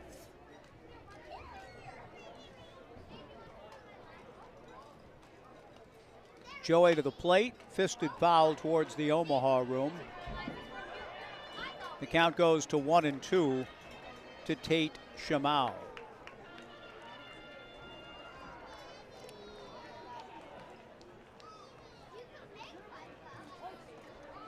Joey picking up for Max Goldberg. Comes set. The right-hander working on Shamau with Arrows at second, 2 down. 4-1 Knights in the 5th. Breaking ball, high ball 2. If your home office or investment property needs some work, we encourage you to call family-owned All Pro Property Services. They've helped thousands get the best out of their properties, from investment, renovations, facility services, housekeeping, and move-out cleans. All Pro Property Services has the bases covered. The pitch is fisted to the right on 1 hop. Tommy Eisenstadt, the first baseman for the Pippins, fields and runs it to the bag to get Shamau, and the inning is over. But the Knights do pick up a run. Well-executed safety squeeze by Mason Lee, and at the end of 5, the Knights, seeking their 13th straight win in league play, lead the Pippins 4-1 on the Knights live stream and 1240 Joe Radio.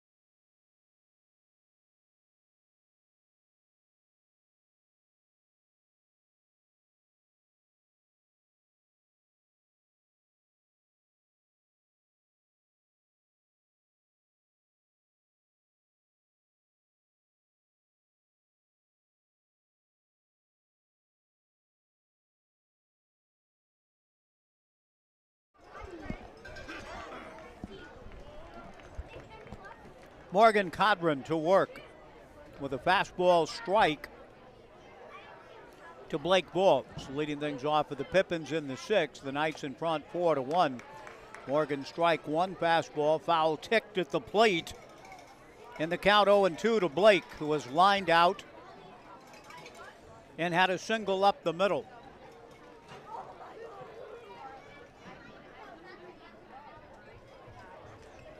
Codron from the stretch with nobody on, just misses on the strike 2 pitch. 1-2 the count to Blake Bolts, leading things off for the Pippins in the top of the 6th inning.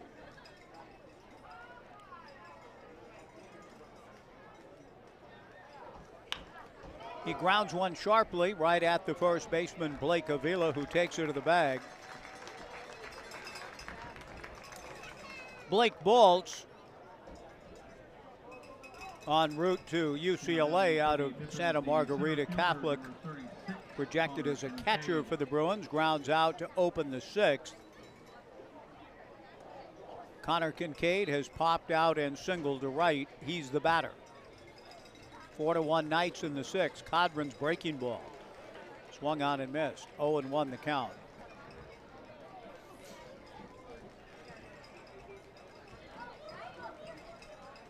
Morgan working out of the stretch with nobody on. Comes back with the 0-1 pitch and hits Kincaid. And Tommy Eisenstadt will come to the plate. Tommy has flied to left and flied to right. Connor walking slowly down to first. That one stung, and he's being given some time to get there. Tommy Eisenstadt.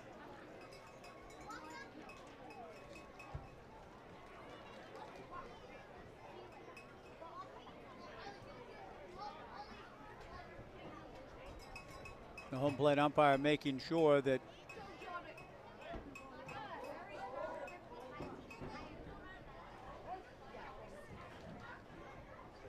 Connor is okay to play on, and he evidently is. The first pitch missing for ball one, 1-0.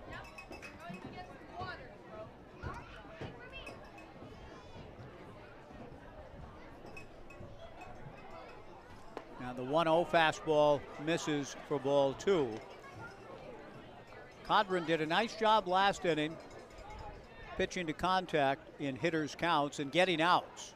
And after one out, a hit batter, now 2-0 to Eisenstadt. Tommy takes a fastball for a strike. 2-1 the count.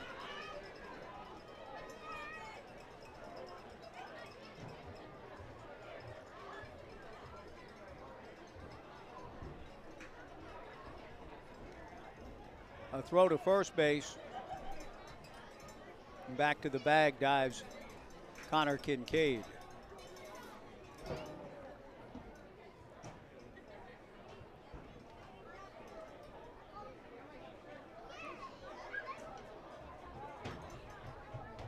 The right-hander, Codron over to first again, and Connor back to the bag. Connor's father, Mike, played for Bobo up at Washington State. And like Oregon State's own defensive coordinator, Trent Bray from Pullman High School. 2-1 pitch in the turf. Arrows bluff the throw to first, and now getting down safely to second. Too bad, because Arrows had Connor Kincaid dead to rights. Arrows with a good bluff, and the ball slipped out of his fingertips. Kincaid was strained between first and second and would have been an easy out if Arrows had not dropped the ball. As it is, it'll be a wild pitch on Codron with a count of 3-1 to Eisenstadt. 4-1 Knights in the sixth. Connor playing his collegiate baseball at New Mexico. The 3-1 pitch in there for a strike, and the count 3-2.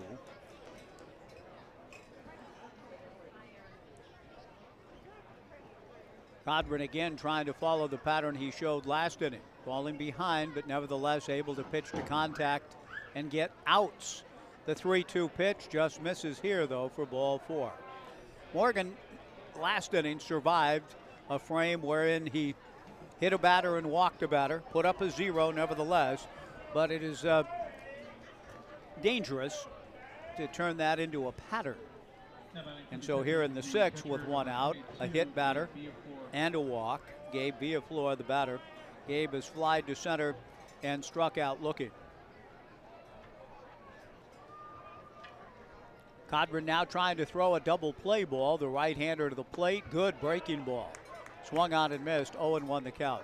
I must need set the headset down and put on the long sleeve shirt. It's come to that. Hang on.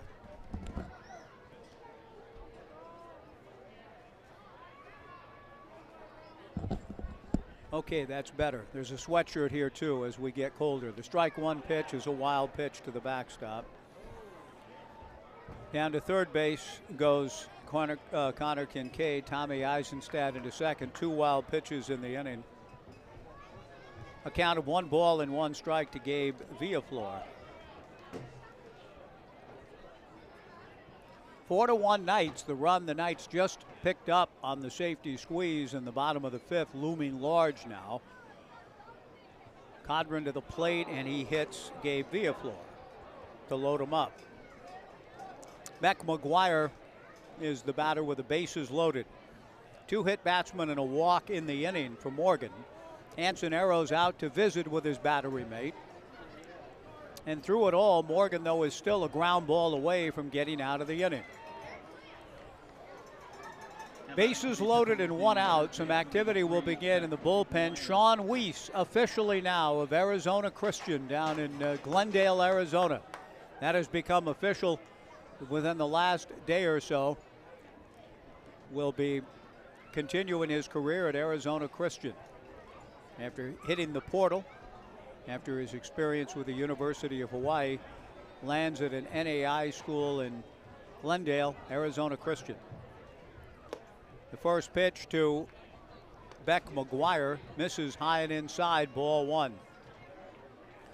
4-1 Knights in the top of the 6th, but the Pippins have the bases loaded and 1 out. The Knights infield at double play depth. Codron's 1-0 pitch, just outside, ball 2, 2-0. Sean Weiss is just now arriving in the pen, so even if ball 4 ensues here, it probably means Codron would stay on. The 2-0 fastball swung on and missed. Morgan trying to execute a different plan here. He wants to stay in. Picking up for Merritt Jones, who went 4. Morgan put up a 0 last inning, trying to do the same here in the 6th. Bases loaded, 1 out. 2-1 to McGuire, and now 3-1 to McGuire.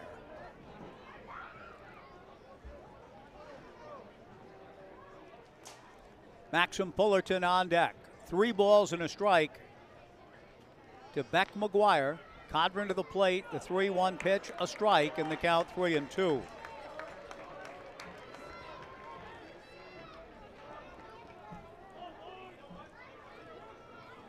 McGuire out of Boise High School attends Whitman. The 3-2 pitch on the way, chopped foul in front of the Corvallis Knights dugout. The count remains 3 balls and 2 strikes.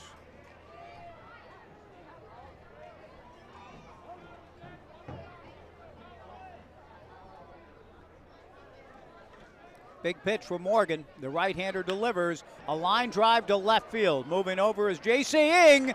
He makes the catch, going to his knees, misjudging the ball a little bit. Tagging up at third and coming in to score is Connor Kincaid on a sacrifice fly to left field that gave J.C. Ing some trouble. He had to fall, kind of to his knees at the last moment to make sure he hauled it in. A sacrifice fly for Beck McGuire. Now the Knights 4 and the Pippins 2. Maxim Fullerton the batter. Maxim has twice flied to right field. Zach Johnson hustles down to the Corvallis Knights bullpen. Anson Arrows asked for time and is heading out to the mound to talk to Morgan Codron. Buying a little bit of time for Sean Weiss with a left-handed batter up there. This move could be, with Anson going out, preliminary to Sean Weiss being called in here to face the left-hand hitting Fullerton. Bo Kearns is standing in front of the Knights dugout, looking down for a signal in the bullpen in the left field corner. Anson Arrows went out ostensibly to visit with Codron, but primarily to give Weiss more time. Brooke Knight looks, waiting for the signal. Is he ready? Is he ready? Jack Lemon says, and Glenn Ross, always ready, John, always ready. Robert Duvall, don't I look ready, as he says in Lonesome Dove. Sean Weiss is ready. Is it ready? Yes, it's ready. Peter Falk, Jack Lemon, the great race. He's ready. That's Sean Weiss. Weiss will be coming in to face Maxim Fullerton with the Knights leading 4-2 in the top of the 6th inning. Tommy Eisenstadt at second, Gabe Villaflor at first. Brooke has yet to make the call to the bullpen, but I believe he's going to. Nope, he's not. Even though, yes, he's ready. Yes, it's ready. Is it ready? Yes, it's ready. Don't I look ready? Always ready. Brook is going to stay with Morgan Codron right here. That appeared to me to be a foregone conclusion with the left-handed batter up there. But Brook liked what he saw in Morgan being able to throw the 3-2 strike, a couple of them in a row, to Beck McGuire and get an out. Now Maxim Fullerton 0 for 2 at the plate with runners at first and second, 2 down in the top of the 6th inning.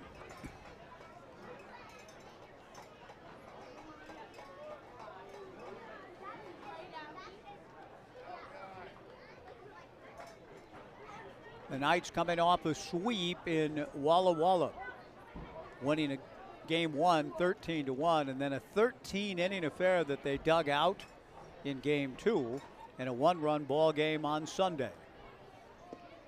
Morgan's first pitch hits Maxim Fullerton. Codron didn't think so. Brook Knight's going to come out to argue, but the home plate umpire say no, it got him on the front foot. And Brook is saying, talk to your partner about it. Codron was astonished by the call. Little KJV word that has never left me. The ball hitting the front foot of Maxim Fullerton. And the hit batter is going to stay in the books. So the bases are loaded again.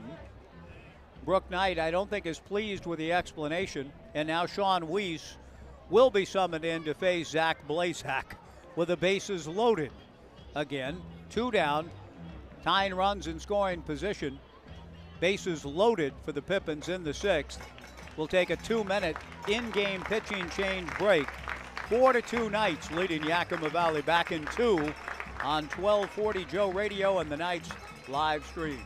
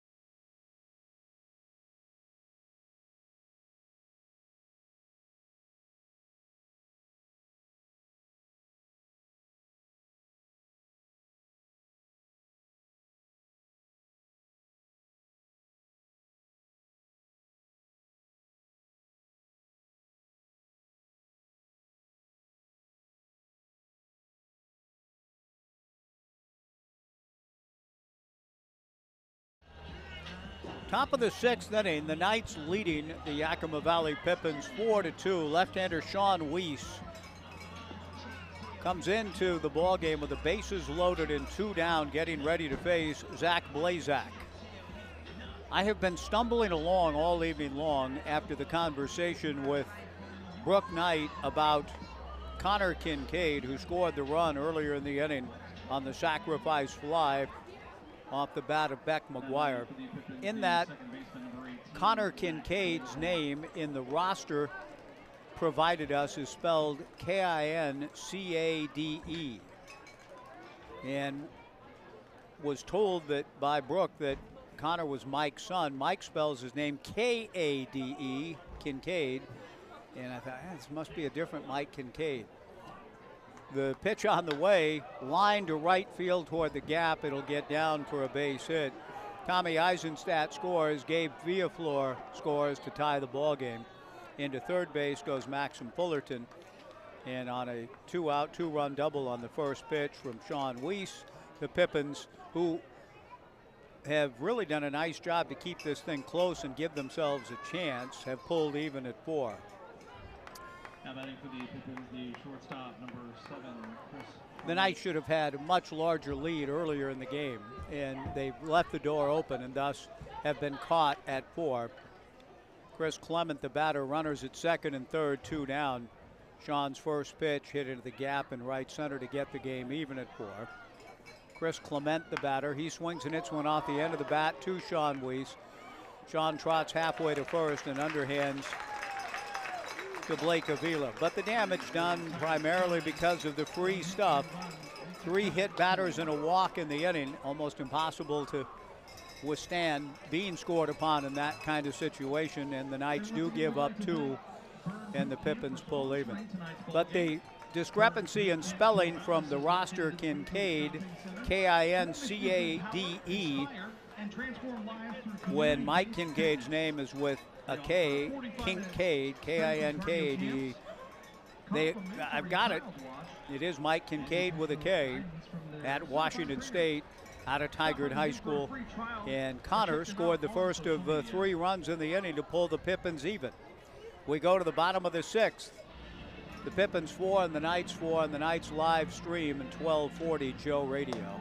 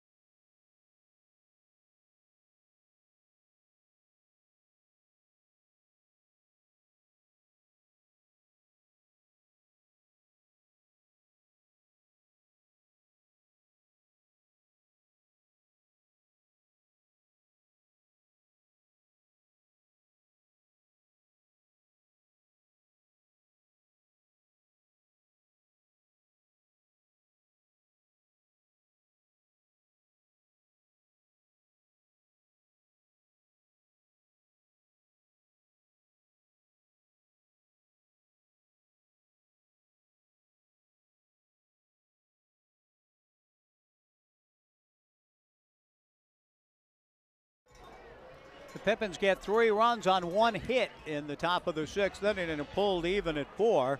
So the Knights, who had some opportunities early to really separate, now need to kind of rediscover the magic that they've been playing with and in over the last several weeks. 13 straight wins coming into the game, 12 of them in league play with 4 straight sweeps to take a 3-game lead heading down the stretch of the second half in the South. The first pitch to Luke Shear is high from Joey Harmon.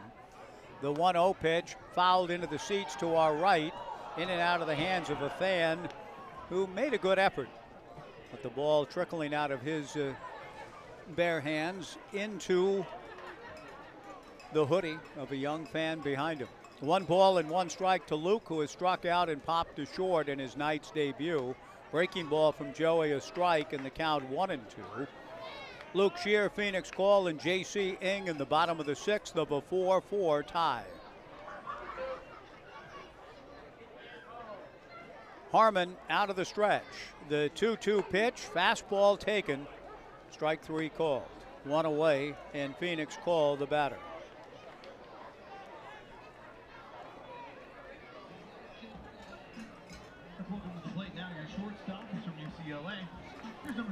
Phoenix has twice flied to right field. A 4-4 tie in the bottom of the 6th inning.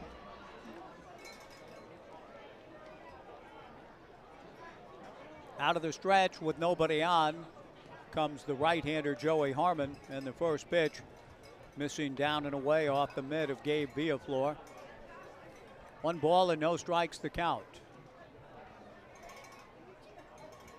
The same 2 clubs tomorrow night, 6:35. Hope to see you here.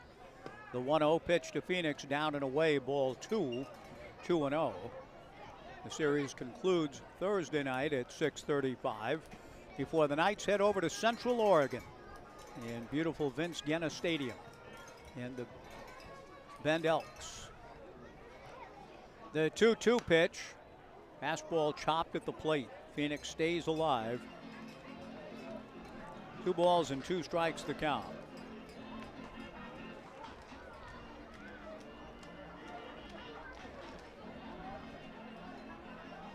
Remember to wear your Beaver gear tomorrow if you got it. We hope you do. The 2-1 pitch. Breaking ball in there for a strike, and the count 2-2. It's Go Beavers night, presented by Les Schwab, 99.9 KRKT, and a Wine Wednesday, presented by Knocking Point Wines. 6:35 tomorrow.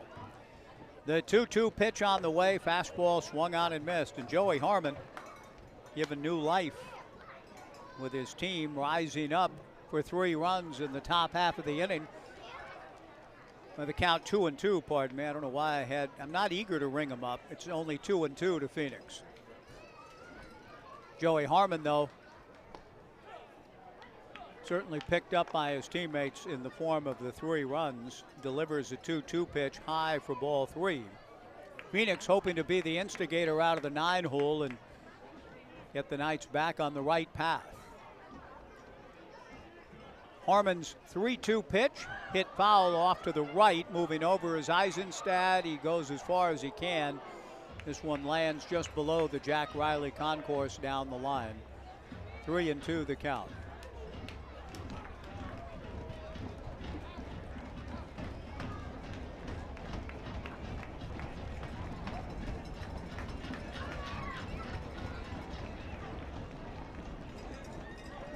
Harmon again ready, and another 3-2 pitch coming to Phoenix call.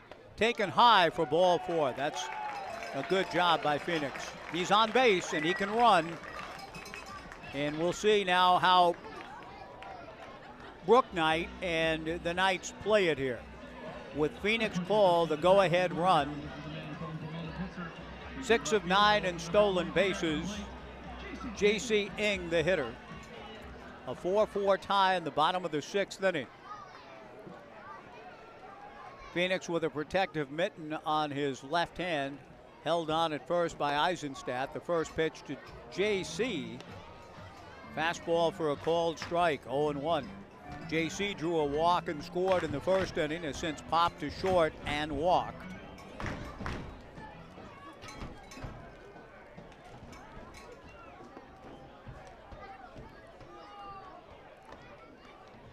The Knights have walked 7 times in the ballgame.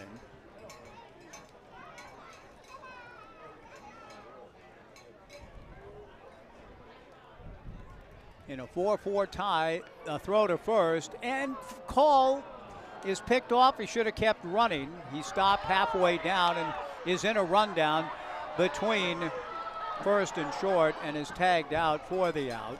Phoenix got picked off and then about 2/3 of the way down to second, stopped. Should have just kept running and given himself the best chance. There have been some misadventures on the base paths tonight for the Knights. First of all, Call getting picked off by the right-hander, trying to get a good jump, and I'm not sure what provoked him to stop halfway between, and even more than halfway between second and third, but he did and got in a rundown. He stayed in it for a while, but nevertheless is eventually thrown out.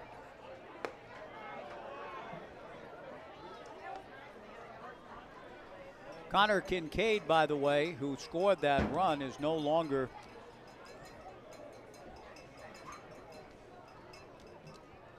in the ball game out in center. Owen Egan has taken over out in center field. 2 down, nobody on, 3-1 to J.C. Ing. A 4-4 tie in the bottom of the 6th. The 3-1 pitch to J.C., a big rip He doesn't get it, and the count goes full to 3-2. Connor Kincaid, hit by a pitch by Morgan Codron in the inning, stayed in to score a run, but maybe feeling the effects of the hit by pitch, taken out. The 3-1 pitch to Ing is outside for ball 4.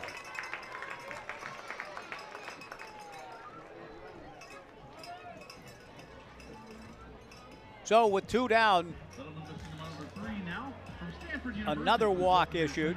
JC's walked 3 times, and Ethan Hott, who's walked twice and grounded out, comes to the plate.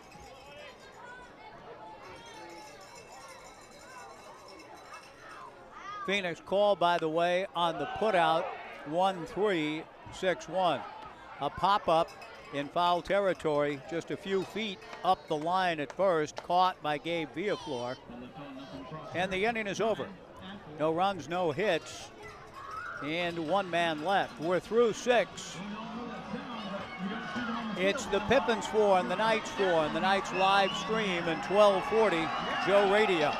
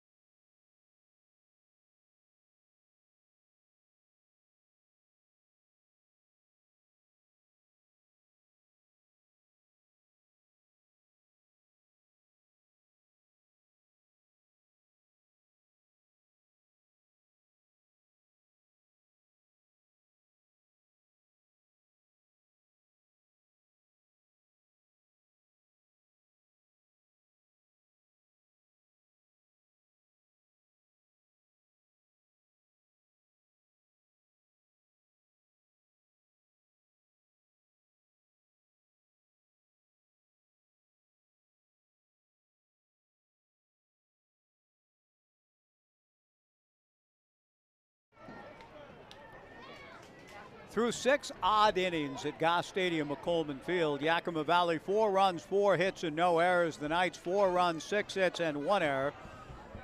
Sean Weiss goes to work in the top of the 7th inning against the left-hand hitting Jace Phelan, and the first pitch from Sean, a fastball for a strike, and the count 0-1.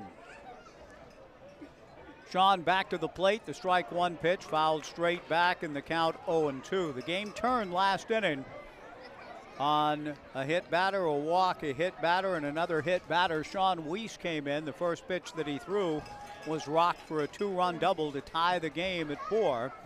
So here we are in the 7th, a 3-inning ball game now in front of us. The pitch on the way, pop foul on the breaking ball off to the left, and this will carry behind the Knights dugout on the third base side. The count remains 0-2. Sean has been pitching very well, making his 12th appearance, 24 1/3, 19 hits, 6 walks, 20 strikeouts, a record of 5-0, an ERA of 3.32. Sean from the stretch, the lefty to the plate, breaking ball away. 1 ball and 2 strikes to count to Jace Phelan, who has walked, struck out, and flied to left. Jace Phelan, Blake Baltz, and Owen Egan in the 7th for Yakima Valley. The 1-2 pitch pulled sharply, a diving stab by Avila, underhands to Sean Weiss, covering at first for the out. Good play by Blake. 1 away in the top of the 7th, and Blake Baltz will be the batter. Baltz is lined out, had an infield single, and grounded to first. Pippins, the left fielder, number 46, Blake Baltz. A 4-4 tie in the top of the 7th inning. On a night that's cooling off considerably as we go. My young friend here needs a long sleeve shirt. You got anything that you can put on later? Or are you cold at all? You all right? You did bring a winter coat. That's smart. The pitch to Blake Baltz is outside, ball 1. A winter coat on the 25th of July. Such is life at times in the Mid-Valley. It's been a gorgeous summer, though. Not too many complaints. The 1-0 pitch, that's hit sharply, but at night, second baseman Tate Shamau. Tate fields and throws to first, and Sean Weiss trying to kind of settle things down a little bit. 2 quick outs in the 7th, and Owen Egan is the batter, unless we have a hitter here. No, we don't. This will be Owen. Owen kind of introduces himself to the home plate umpire as he comes to the plate. 10, Owen Egan. Egan taking over for Connor Kincaid defensively. An incoming freshman, Owen, out of Yakima, and will be attending UCLA. So he and Phoenix Call getting ready to become teammates. The pitch is popped up on the infield on the right side. The Keystone partner for Phoenix Call, Tate Shamau, the catch, and Sean Weiss. An outstanding 1-2-3 inning. We go to the bottom of the 7th at Goss Stadium at Coleman Field. The Pippins 4, the Knights 4, on the Knights live stream and 1240 Joe Radio.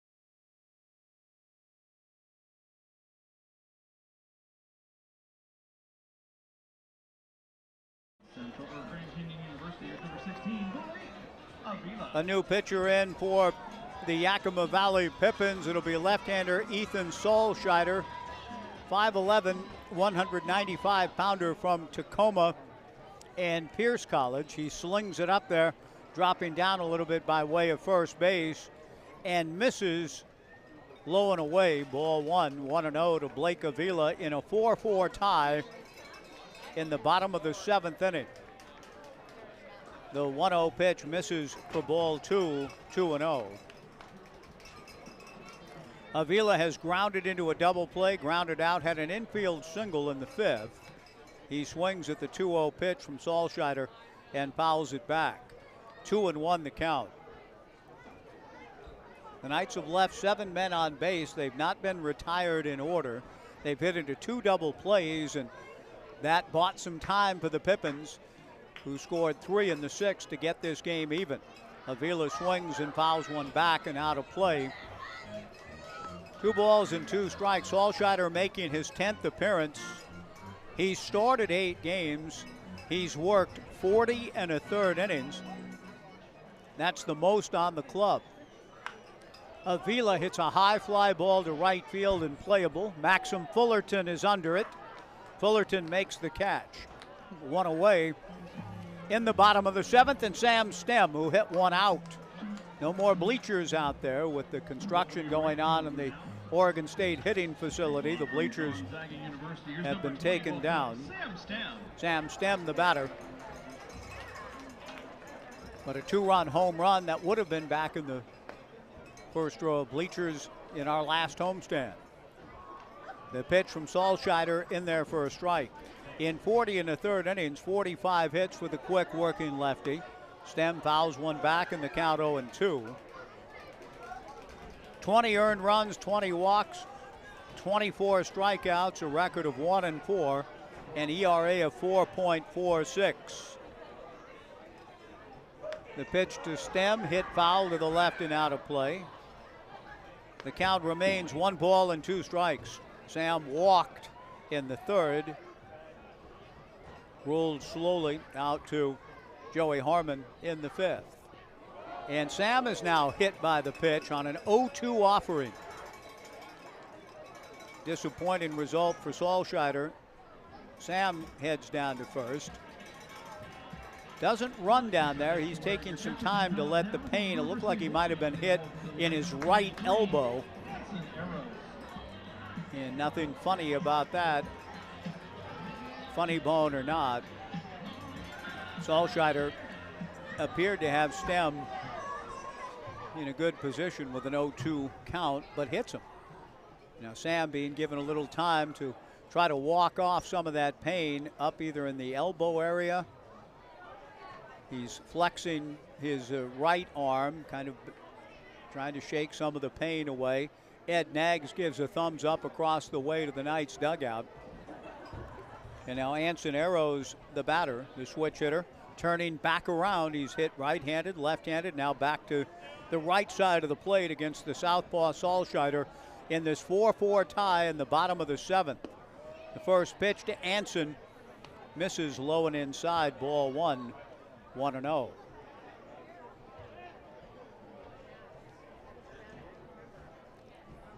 One ball and no strikes the count. Stem getting a pretty good lead at first. The 1-0 pitch. Arrows a slow roller towards the second baseman, Blazak, and the ball goes under his glove, but the ball hit Stem, or he interfered with the opportunity for Blazak to make the play. Sam Stem was simply running between first and second and apparently got in the path of Blazak attempting to field the ball. Brooke Knight is very upset about the call because he's saying that there was no interference. My runner was simply running from first to second. Blazak came in to field the ball. I don't think this is the right call. I think the call is incorrect. The runner, in this case, Stem, simply running from first to second. Does he need to bow out and get out of the way of a slow ground ball that Blazak was charging in on? Stem is remaining at second base, and Brooke Knight is very upset with the umpiring crew. That's a huge call in the game, and I think an incorrect one. So Sam Stem is out, simply running between first and second. Called out for interfering with the second baseman, Zach Blazak. Now, it's my understanding with the fans tonight here really getting upset at the umpiring crew that a fielder has the right of way to make a play on a batted ball, and that the runner must yield and give way. In this case, I don't think Sam did do that, but nor did he in any way go out of his way and initiate contact. He simply ran across the field of vision of Blazak, and then when Blazak went to field the ball, he had the ball go under his glove. So in a crazy kind of night on the base paths tonight, strange goings on here. The 1-0 pitch, meanwhile, to Mason Lee, misses for ball 2. Arrows is aboard on the fielder's choice on the interference in this 4-4 tie. The 2-0 pitch to Mason Lee is fouled back in the count 2-1. A 4-4 tie in the 7th, and kind of a bizarre night at Goss Stadium at Coleman Field. Pitch is in the turf. Arrows goes, no throw. Hansen pulls up into second, into scoring position on a wild pitch. And now Mason Lee, who had a safety squeeze run batted in the 5th, looking for a base hit here to try to give the Knights the lead back in the 7th. 3 balls and a strike. Salscheider to the plate, outside for ball 4. Tate Shamau, the batter. This has been a strange ball game, to be sure. All right, we'll get back in the rhythm now with your second baseman from Cal Poly. Please welcome number 10, Tate Shamau. That's 9 walks issued by Yakima Valley pitching. 9 walks. And in that sense, they really have no business being in the game, but they certainly are. A 4-4 tie in the 7th. Their pitchers have been able to make some out pitches in the clutch, and the Knights have had some misadventures on the base paths, maybe a controversial call here and there. Whatever the case, we're tied at 4 in the 7th. The first pitch to Shamau, missing from Salscheider. 2 on, 2 out, a 4-4 tie. The 1-0 pitch, breaking ball inside, ball 2, 2-0. Luke Shear on deck.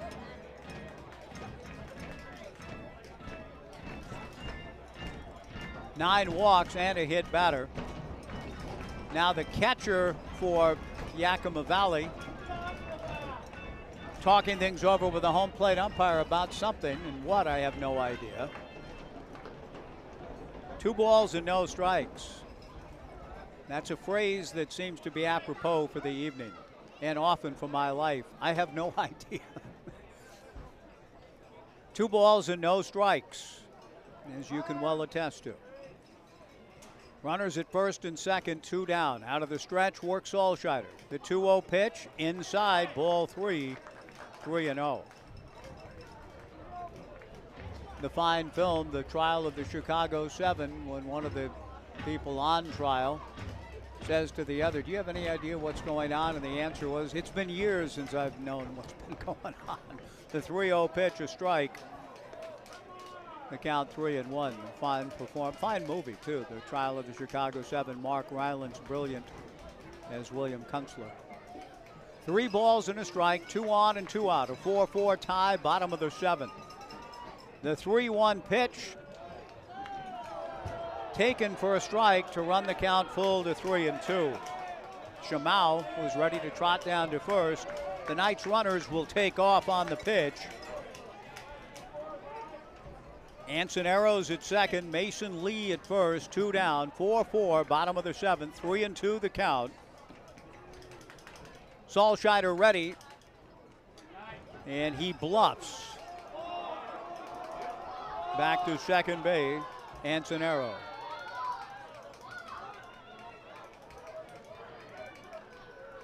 Shamau waiting, 3-2 the count. Arrows from second. Mason Lee from first. Poised to go. They do. The 3-2 pitch is low to load him up. Another walk issued by Yakima Valley pitching. And now the pitching coach, Sean Weiss's former teammate at George Fox, will head out to the mound. Landon Shire has a visit. He wanted to make sure that he did. In this crazy inning, it's been kind of hard to tell just what in the world's going on. It's been years since I've had any idea what's going on. To see a game where Yakima Valley pitchers have issued 10 walks and hit a batter, I'm just astonished to look up at a 4-4 tie. Coach Shire has had his say, and now Luke Shear to the plate. He's had a tough night in his Knights debut in the designated hitter slot, going 0 for 3 with 2 strikeouts. But he can change all of that and turn it into a spectacular debut here with a base hit. Luke the batter with the bases loaded and 2 down. Incoming to Cal Poly, San Luis Obispo. Big right-hand hitting catcher with the sacks full and 2 down and a 4-4 tie. Salscheider delivers a knee-high strike and the count 0-1.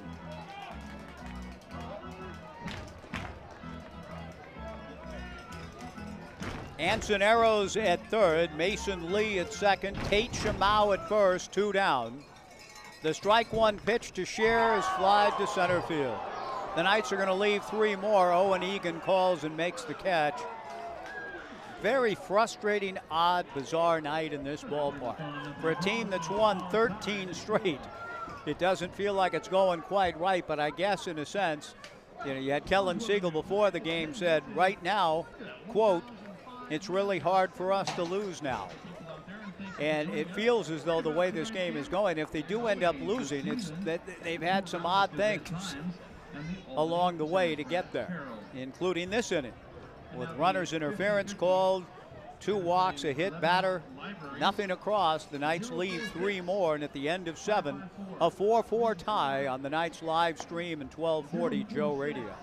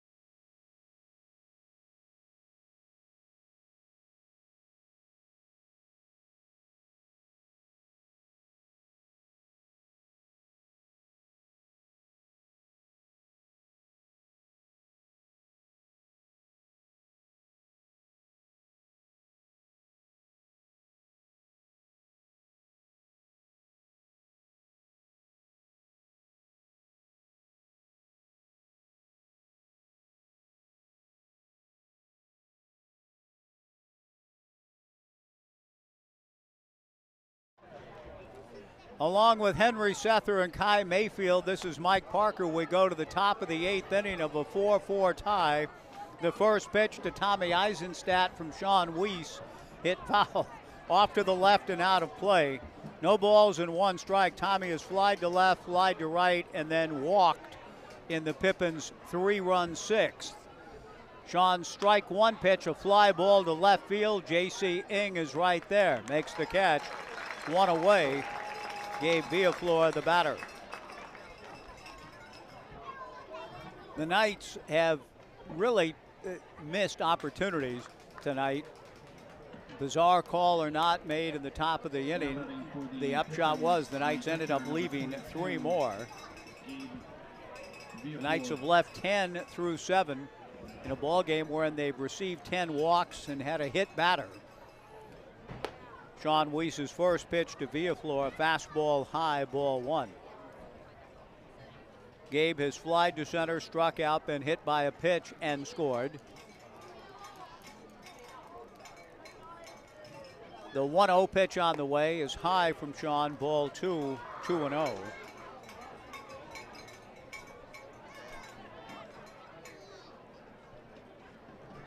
Pippins batters have been hit 4 times in the game. The 2-0 pitch, high, a strike, and the count 2-1. Now, I felt that just by viewing it, the pitch was up. But Sean gets the call, and the count 2-1. I'm sure not, I don't think that's balanced all the scales on calls tonight. The 2-1 pitch hit foul back of the plate into the bicycle rack and entrance area here at Goss Stadium at Coleman Field. The count even, 2 balls and 2 strikes with 1 out here in the 8th of a 4-4 tie. Gabe Villaflor at the plate, Beck McGuire on deck.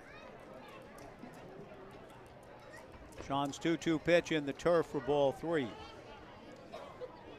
The big hit of the game, Zach Blazak, A 2-out, 2-run double in the 6th to cash in the 2nd and 3rd runs, and the only hit of the inning for the Pippins to pull even at 4. Sean from the stretch with nobody on. The 3-2 pitch taken low for ball 4. Villaflor drawing a 1-out walk, and the batter will be Beck McGuire. The third baseman, number 3, Beck McGuire. Beck has popped to short, been hit by a pitch, and had a sacrifice fly.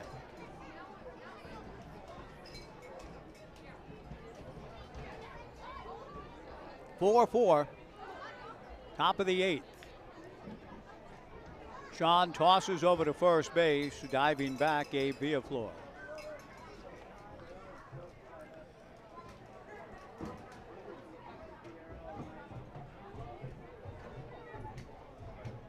Sean again ready to go following Merritt Jones and Morgan Codron in the game. Sean delivers down and in. Ball 1, 1-0.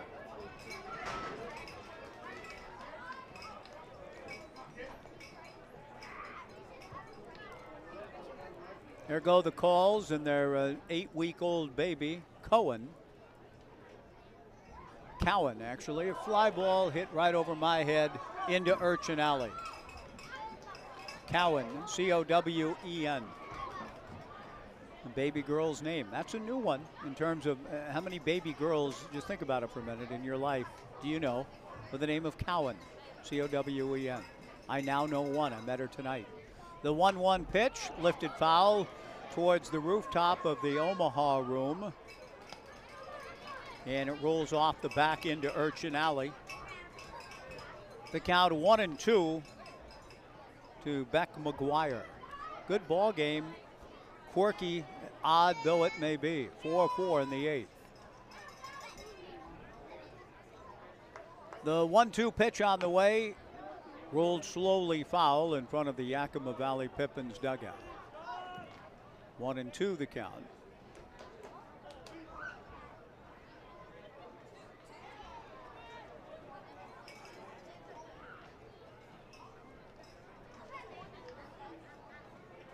The Knights working on making the playoffs, something they've done every year since they moved to Corvallis for the 2007 season. The 1-2 pitch on the way. A line drive to right field, coming in a hurry, making the catch is Stem. No play back at first. Good job by Sam, good read, 2 down. Maxim Fullerton, the batter. Bobby Merwin, the Knights public address announcer, whenever the Knights take the field. It has become the tradition this year and every year, and it gets longer and more difficult to announce. And here come your back-to-back champion, Corvallis Knights, 6 in a row. Missing the first half title this year, needing to play their way into the playoffs, thus in the second half, a 3-game lead. Heading into these final 12 games. Sean Weiss delivers a strike to Fullerton. The 0-1 pitch hit foul to the left and out of play, and the count 0-2. The Knights have certainly been doing so many things well that tonight stands out as a bit of an anomaly. They've won 13 in a row in a 4-4 tie here in the 8th inning. Sean to the plate, the strike 2 pitch, swung on and missed, strike 3 to retire the side. Good sweeping breaking ball to get Fullerton. Down go the Pippins in the 8th. To the bottom half we go. It remains Yakima Valley 4 and the Knights 4 on the Knights live stream. And 1240 Joe Radio.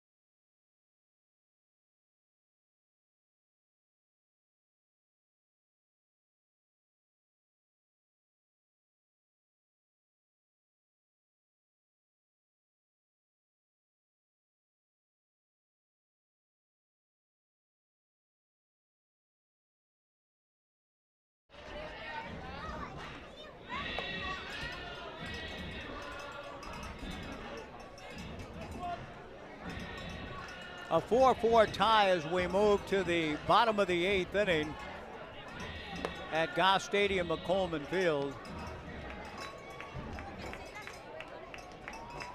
Julian Shabbat, the new pitcher,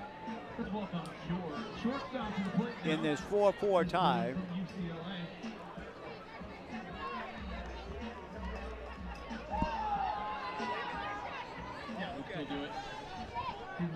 Henry and Kai stay on along with their friend Sequoia down below in Urchin Alley. And Sequoia Higgins hoping for a foul ball off the bat of Phoenix Cole, leading things off here in the bottom of the 8th of a 4-4 tie. Phoenix takes a strike in the count 0-1. Julian Shabbat, pardon me, the new pitcher, working ahead of Phoenix, no balls and a strike. Breaking ball in there, strike 2, 0-2 to Phoenix. J.C. Ing on deck, Ethan Hott to follow. Toddon Shabbat making his 3rd appearance, 4 1/3 innings, 2 hits, 5 walks, 3 strikeouts. Comes back to the plate with a strike 2 pitch. Phoenix takes the fastball high. Ball 1, 1-2.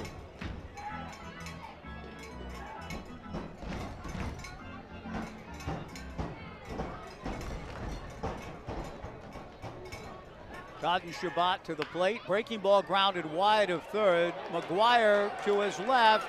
A one-hopper not in time, and in fact gets beyond Tommy Eisenstadt, backed up by Villaflor. Phoenix Call is aboard on the slow roller wide of 3rd. The 3rd baseman, Beck McGuire, ranged to his left but was not able to bring it in cleanly. By the time he did find a handle, Phoenix Call, the speedster, down the line. So he's aboard with an infield single. J.C. Ing, the batter. J.C. likely up there to bunt. Ethan Hott on deck. A 4-4 tie in the bottom of the 8th. Toddon Shabbat comes set. Ing is bunting. Fastball for a strike in the count 0-1. Brooke Knight going through the signs at 3rd. Ed Nags coaching at 1st. No balls and a strike to J.C. Ing in a 4-4 tie, bottom of the 8th inning. Ing again gets the bunt down, up along 3rd. McGuire fields, throws to 1st, and the ball goes by. Tommy Eisenstadt down the right field line. Holding at 3rd base is Phoenix Call. Into 2nd base goes J.C. Ing. 2nd and 3rd, nobody out.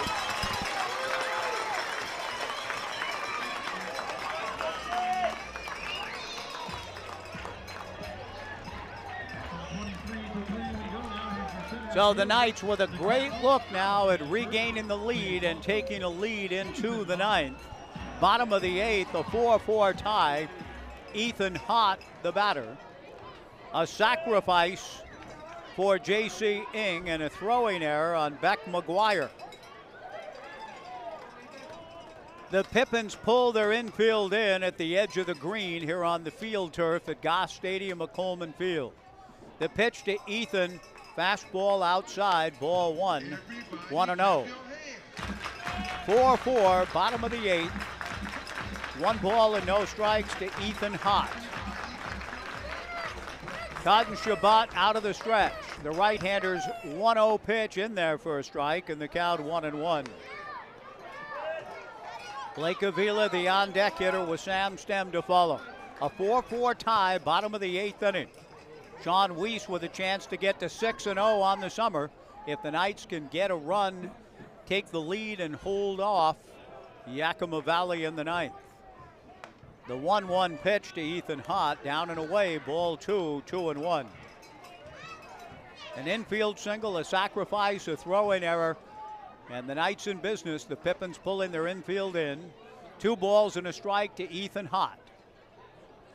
Toddon Shabbat to the plate, and Ethan tied up on the 2-1 breaking ball. Goes around on it, 2-2 the count. Ethan walked in his first 2 plate appearances, has since grounded out and fouled out. 2-2 the count. Phoenix Call at 3rd, J.C. Ing at 2nd, nobody out. The 2-2 breaking ball swung on and fouled at the plate, and that got a piece of Gabe Villaflor, who crumples onto his knees in the catcher's box back of the plate. Count remains 2 balls and 2 strikes, and tough moment here now for Villaflor. Coach Johnny Graham comes out to see about his catcher, Brooke Knight, and telling me about that Kevin Hooker performance in the 1990 American Legion World Series at Hanson Stadium at Taylor Field, then known only as Taylor Field, given the name Hanson Stadium some 13, 14 years later. Hanson Stadium at Taylor Field. Brooks said the first pitch of that game affected him in the way that it appears as though Gabe Villaflor is affected now. A one-hopper. I'll leave it at that. Brooks said he suffered much of the rest of that inning and game, and I think that's where Villaflor is now, but the tough kid settles back in a 4-4 tie. 2 balls, 2 strikes, nobody out. Second and third, with Ethan trying to come through and give the Knights the lead back here in the bottom of the 8th. Fastball up and away, ball 3, 3-2. Blake Avila on deck. 3 balls and 2 strikes to Ethan Hott. Hall at third, Ing at second, nobody out. The 3-2 pitch, Hott swung at what would have been ball 4. He got a piece of it though to hang in. 3 balls and 2 strikes. No one throwing in the bullpen back of the right-hander, Ethan Salscheider. Salscheider working on Ethan Hott. Another 3-2 pitch coming. A chopper up along third, foul. The count remains 3 balls and 2 strikes. 4-4 tie, bottom of the 8th. Brooke Knight confers with his runner, Phoenix Call, at third base. Pulls out his notebook. Boy, he's compiled a lot of notes through his great run with the Corvallis Knights. His first year as the head coach was in 2008. Won a championship in that first year, won it again in 11, in 13, and has won 6 straight, 9 total. Great attention to detail, such a good teacher of the game. Phoenix Call gets his lead from third. J.C. Ing, a big lead out at second. 3 balls and 2 strikes, the count to Hott. The 3-2 pitch is taken. Strike 3 called. 1 away. Blake Avila, the batter. Blake looking for a scoring fly ball. In this strange kind of ball game, the Knights are going to try to come through in a night where they've been leaving people on. They've hit into 2 double plays, including a would-be sacrifice fly that turned into a 9-2 double play ball. Blake Avila is intentionally walked to load the bases. The 11th walk of the game, albeit this one intentional, brings up Sam Stem with the bases loaded. They want to set up a double play ball. So Blake Avila intentionally passed. Sam Stem, the batter, the Knights' leading home run hitter, hit a 2-run homer in the first. The Knights' leading RBI man, looking for another one here. Swings, a line drive caught by the second baseman, Blazak, who feeds Chris Clement at second for the double play. 4-6, and the inning is over.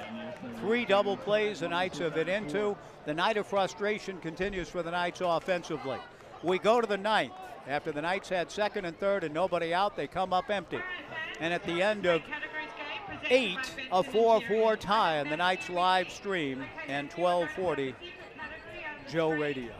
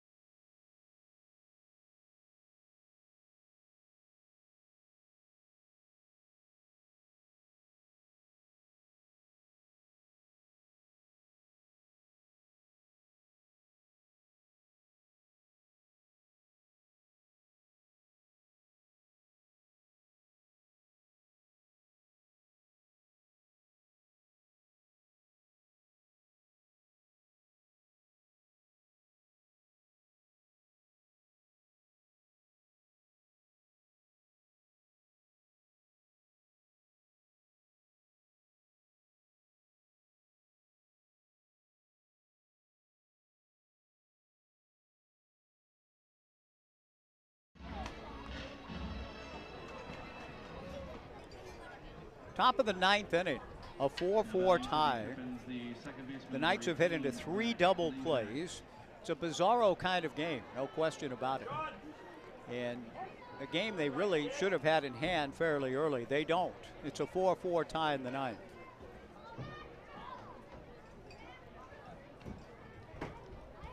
The Knights have left 12 men on base, hitting into the 2 double plays, have left 12, and had an early 3-0 lead.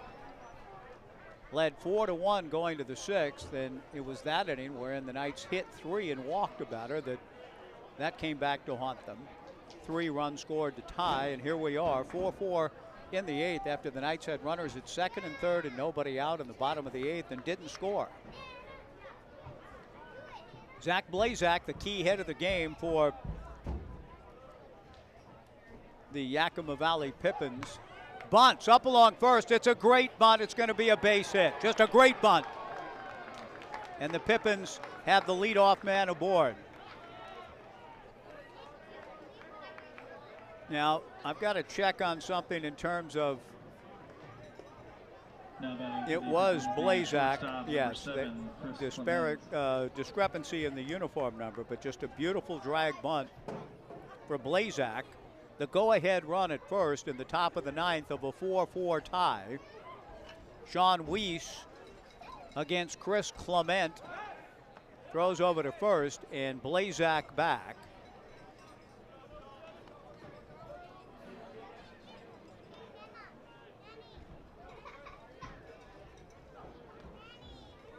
Blazak is 4 for 7 in stolen bases. He draws another throw from Sean and gets back. 4-4, top of the 9th inning. Blazak has been a key player in this ball game for Yakima Valley. Aboard on an error and scored in the 3rd. Drove in 2 to tie the ball game in the 6th. Gets on to lead off the 9th. A bunt in the air, foul up along 3rd. And coming in to make the catch is Mason Lee in foul territory. Chris Clement trying to bunt and bunts out. One away in the top of the 9th. Jace Phelan, the batter. Phelan is walked, struck out, flied to left, and grounded to Blake Avila. A 4-4 tie, top of the 9th inning.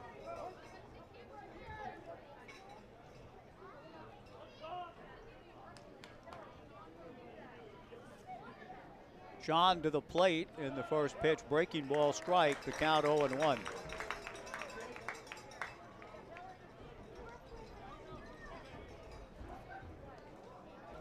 Sean came on in the 6th inning, has not allowed a run.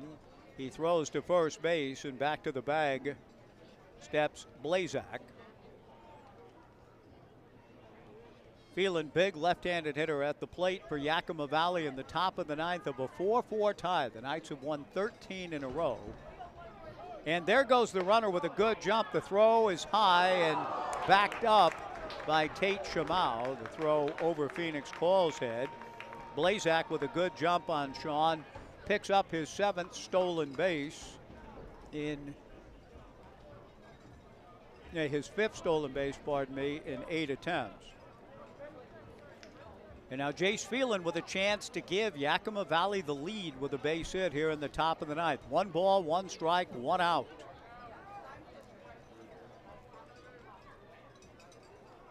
Sean comes to the plate. Phelan a fly ball to right and playable for Sam Stem.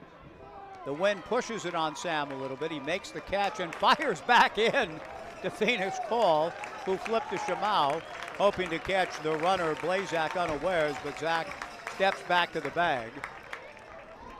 2 down in the top of the 9th inning. And Blake Bolts, the batter. Blake has lined out, had an infield single, grounded to first and grounded to second. In the bottom of the 9th inning, Anson Arrows, Mason Lee, and Tate Shamau, the scheduled hitters for the Corvallis Knights. Sean Weiss trying to get the Knights to a situation where they just need a run to win.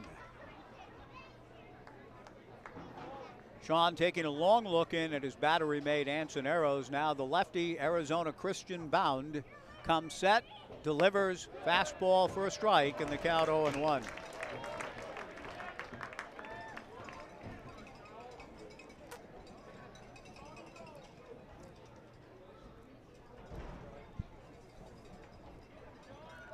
The go-ahead run represented by Blazak out at second base. The strike one pitch, fastball swung on and missed. And Sean ahead of the count 0-2 here in the top of the ninth of a 4-4 tie. The Knights appeared to be setting Sean up for a win coming to the ninth inning when they had second and third and nobody out in the bottom of the eighth. Sean still hopes to have a shot at one if he can get the third out here and watch his teammates rise up for a run in the bottom half. 0-2 the count. Blazak at second, a 4-4 tie in the top of the ninth inning. Sean's strike two pitch, fastball just outside, and the count 1-2.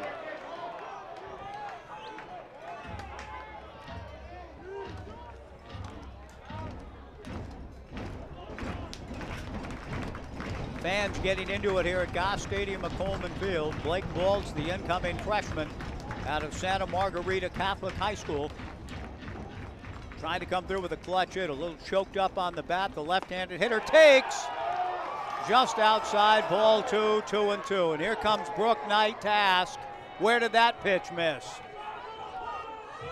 That's back-to-back pitches that have been close, particularly that one, but not good enough. In the count, 2 balls and 2 strikes with 2 down. Sean Weiss perhaps getting squeezed on that last pitch just a bit. Looking for the final out anyway. Delivers 2-2. Fastball lifted foul, Waldo way to the left. The count remains 2 balls and 2 strikes to Balls. The Pippins belying their overall record tonight. They come in at 15-27. The Knights at 30-12. But it has been a battle. After a 3-run first for the Knights, they've been in a fight ever since. A 4-4 tie here in the ninth.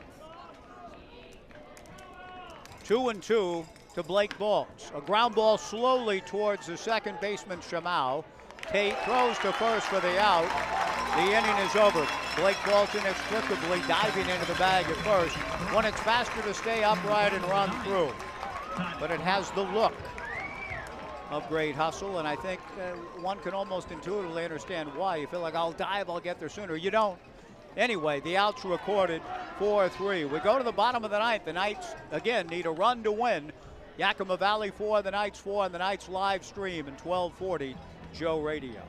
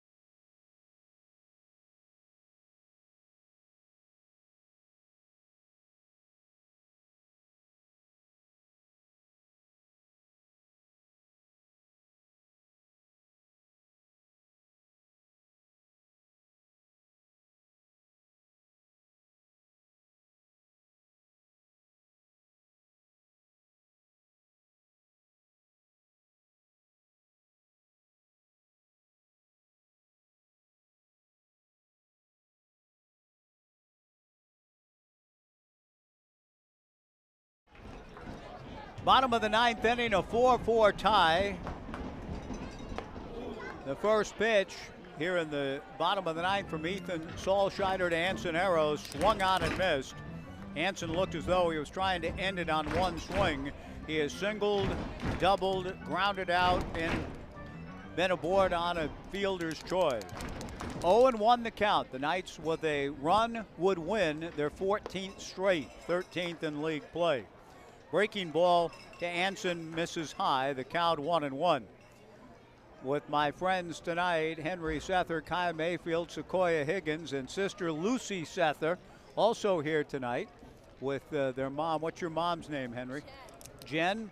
They're all enjoying on the eve of Lucy's birthday tomorrow, a Knights game, a 4-4 tie. Arrow swings and lifts one foul to the left and out of play. 1 ball and 2 strikes the count. Bottom of the 9th inning, a 4-4 tie. And that's Ian, what's his? Ryan. Yeah, Ryan, thank you. Ryan Mayfield also here with a good crowd tonight, waiting for the final attendance figure. The fans that have stayed hope to be rewarded with an exciting finish. The 1-2 pitch, a check swing, but arrows went around. Strike 3, 1 away. So the Knights do not get their leadoff man aboard.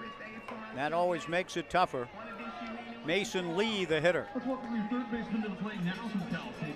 Yakima Valley appeared as though it was cooperating with a exciting finish last inning. With an error on a bunt, second and third, nobody out. The Knights came up empty. So here we are in the bottom of the 9th. And the first pitch from the right-hander, Ethan Solscheider, in their first strike. 0-1 the count. Ethan has pitched well and in the clutch. 4-4, bottom of the 9th inning. The strike 1 bouncer evens the count at 1-1.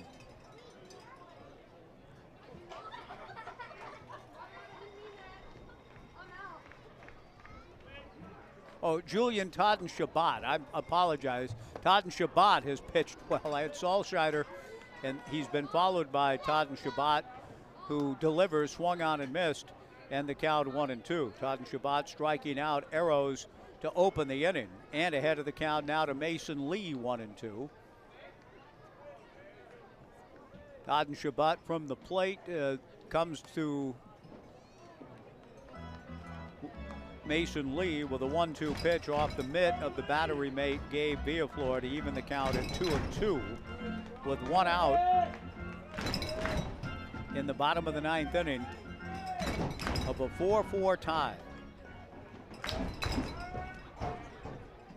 Totten Shabbat ready, and the 2-2 pitch, breaking ball in the dirt, ball 3, 3-2. The Knights need a base runner. It would be fitting, it would seem, to get one on via a free pass. The Knights have not been retired in order at any point in this game. The 3-2 pitch from Totten Shabbat. I guess there's always a first. Fastball swung on and missed, strike 3. And with 2 down and nobody out in the bottom of the 9th, here comes Tate Shamau. Totten Shabbat has struck out the last 2 batters. He got a double play with the bases loaded to end the 8th inning.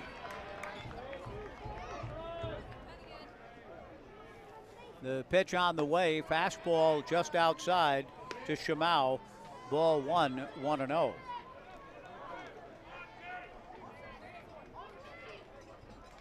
The Knights have not had an inning all game where somebody hasn't walked.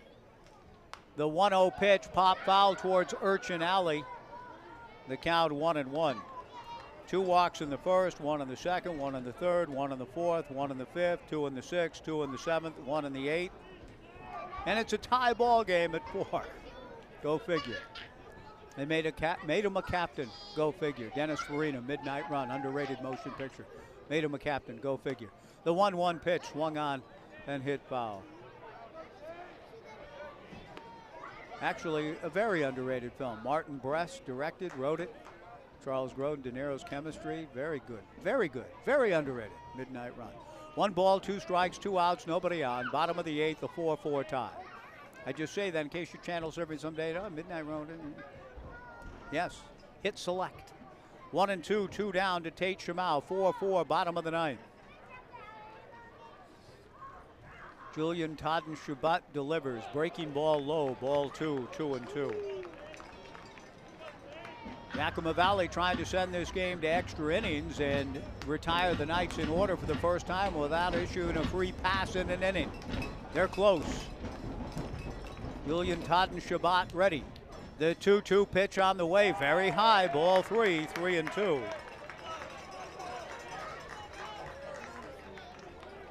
Luke Shear on deck. 3 balls and 2 strikes. Totten-Shabbat ready. And the payoff pitch coming to Tate Shamau. Swung on and fouled at the plate. Tate does a nice job to get a piece of it.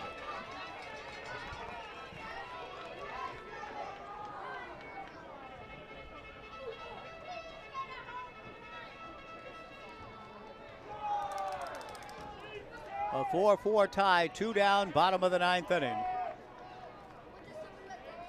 3-2 the count. Totten-Shabbat looking for a 1-2-3 frame and does not get it. The 3-2 pitch is high. Ball 4, the winning run at first with 2 down in the bottom of the 9th inning. The 12th walk issued by Yakima Valley pitching. And yet they've managed with some big-time clutch pitching, good defense, and a few misadventures for the Knights along the way to stay in it. A 4-4 tie. The first pitch to Luke Shear in the turf, ball 1, 1-0. Shamau, a good runner, held on at first by Tommy Eisenstadt. The Knights get the winning run on base. They've drawn at least 1 walk in every inning, hoping to cash one of them in and win a ball game. The 1-0 pitch popped up in foul territory. The catcher, Gabe Villaflor, makes the catch, and we go to the 10th. At the end of 9, it remains Yakima Valley 4, the Knights 4 on the Knights live stream, and 1240 Joe Radio.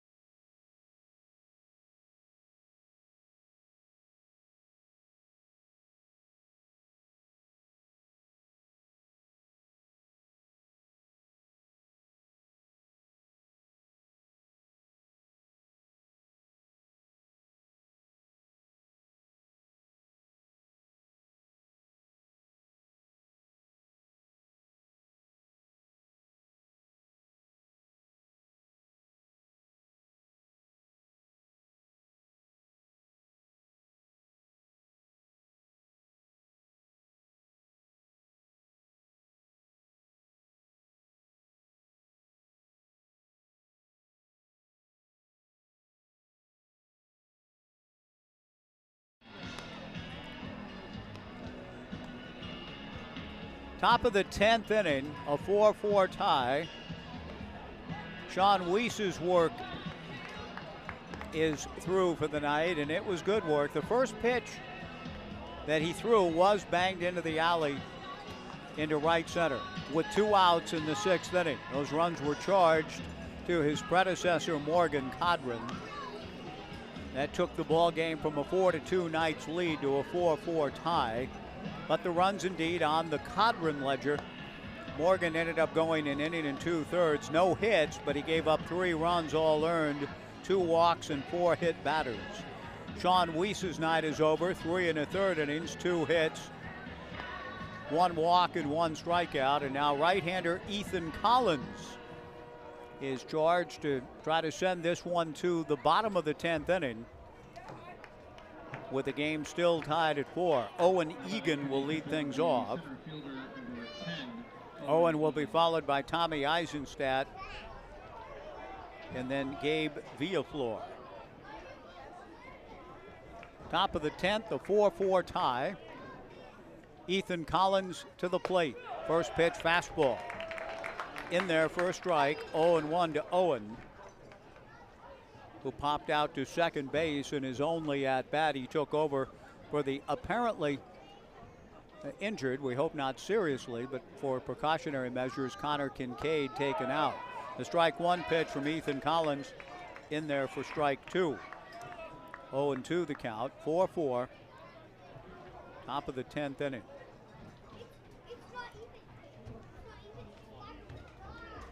Ethan, the right-hander, ready to go, making his 9th appearance, comes to the plate. Breaking ball hit toward the alley in right center, but playable. Ethan Hott on the run, makes the catch.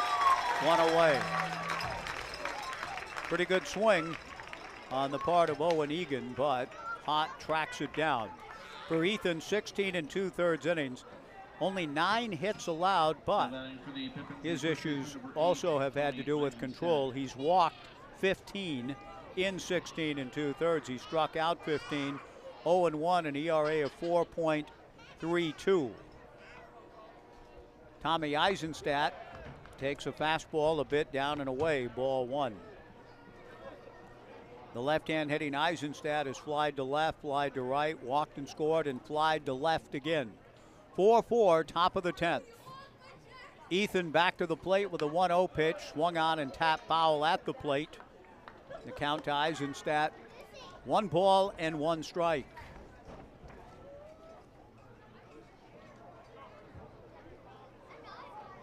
The left-hand hitting Eisenstadt hit .270 for Gonzaga this past spring out of Menlo Atherton High School.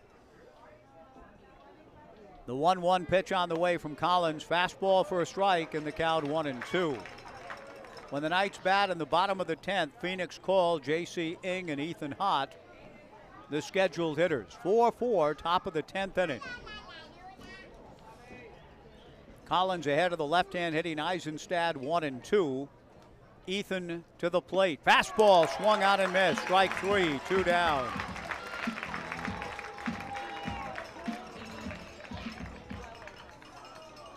Collins, 6'3", 220-pound right-hander out of Rossmore, California, and attends Pomona Pitzer. Off to a good start, and this is 9th outing with the Knights this summer. Gabe Villaflor, the batter. Gabe has flied to center, struck out, been hit by a pitch, and walked. He scored one of the 3 runs in the 3-run 6 that pulled this game even. First pitch breaking ball from Collins, a strike to Villaflor. 0-1 the count. 2 outs, nobody on, a 4-4 tie. Top of the 10th inning. Strike 1 pitch off the mid of Anson Arrows to the backstop. The Knights won a 13-inning thriller in their recent trip up to Walla Walla. 1 ball, 1 strike, 2 down, 4-4, top of the 10th inning. Collins to the plate, hit high in the air to right center field. Ethan Hott tracking the ball nicely to his left and makes the catch. Ethan Collins, a 1-2-3 inning. There have only been 3 of those in this entire game, all turned in by the Knights. We go to the bottom of the 10th. The Knights trying to win it with a run at the end of 9.5. Yakima Valley 4, the Knights 4 on the Knights live stream and 1240 Joe Radio.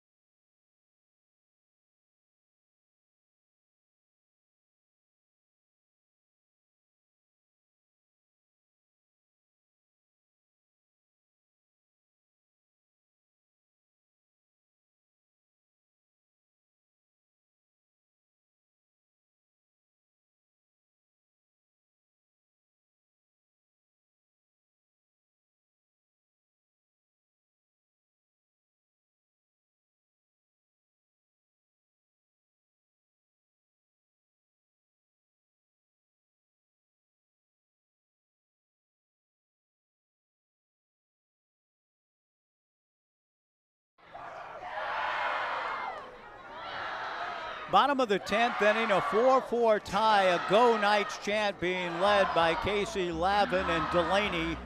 And the kids, the youngsters, are all into it, yelling their lungs out loudly and enthusiastically. Henry Sether, Kai Mayfield, Sequoia Higgins, and the rest making a lot of noise, trying to inspire the Knights to get a run to win it here in the bottom of the 10th inning of a 4-4 tie. A pinch hitter, Tai Yukamoto, pinch hitting for Phoenix Call. Julian Totten-Shabbat ready to go to tie. And the first pitch on the way, fastball low, ball one, 1-0.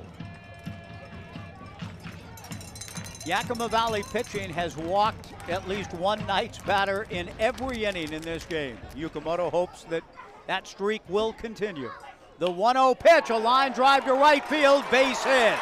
Tai Yukamoto, a pinch hit single to open the bottom of the 10th.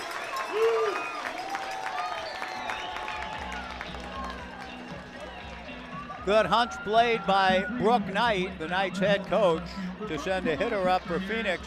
Phoenix had a base hit in his last at-bat. But Tai Yukamoto getting on base represents a stolen base threat. J.C. Ng, the batter.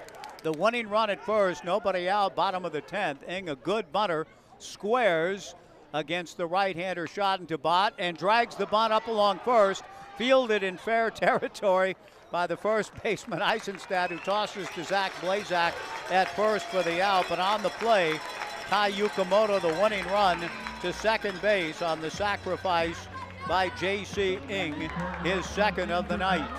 Playing center field for year number 3, Ethan Hott. Ethan Hott, the batter. Ethan would love to have this moment again, and he's gotten it. He struck out with the go-ahead run at third and one out in his last at-bat against Julian Totten-Shabbat. He takes a breaking ball from Julian here for a strike, 0-1 the count. Ethan can win it with a base hit. Tai Yukamoto at second, one out in the bottom of the 10th of a 4-4 tie. Totten-Shabbat ready, and the right-hander strike one pitch to Ethan, just outside, and the count 1-1. Blake Avila on deck. The outfielders playing very shallowly here, hoping to have a play at the plate, should indeed Ethan Hott get one through to the outfield. Yukamoto, the winning run at second, he's racing to third, the throw is high, and the throw to third, and Yukamoto is out at third.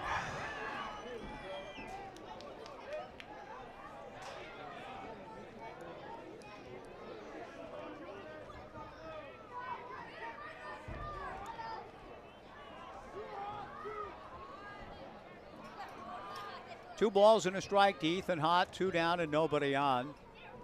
Ethan takes outside ball 3, 3-1. Boy, that the silencer of sorts here at Goss Stadium at Coleman Field, getting really loud and exciting, and nothing like getting thrown out at third, representing the winning run that can do that to you. Now the 3-1 pitch, a called strike, and the count 3-2, and it wasn't close. I understand Ty trying to get to third and be in a position to win it with a fly ball or a safety squeeze, but a big gamble taken and it didn't pay off.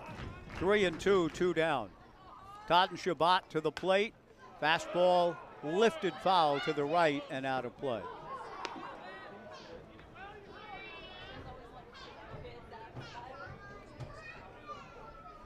Really strange ball game here tonight. The Knights' last inning in the 8th inning looked as though they would have a good chance to win it. Here in the 10th, looking pretty good too. Now the 3-2 pitch, a fly ball to center. Owen Egan is there, and we go to the 11th.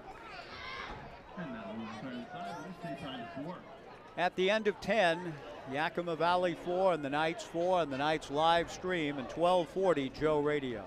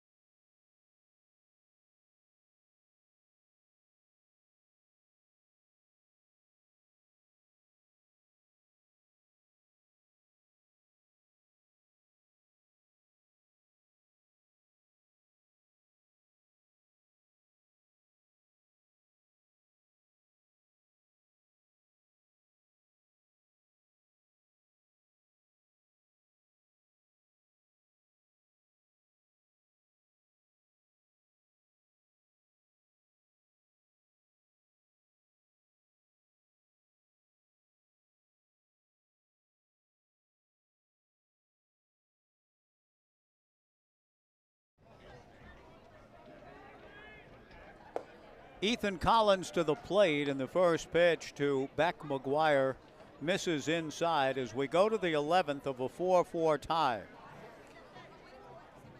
Beck McGuire, Maxim Fullerton, and Zach Blazak, the scheduled hitters. The 1-0 pitch hit down the right field line, a long run for Sam Stem into foul territory. He gets there and backhands it on the run for the out. Excellent play by Sam Stem.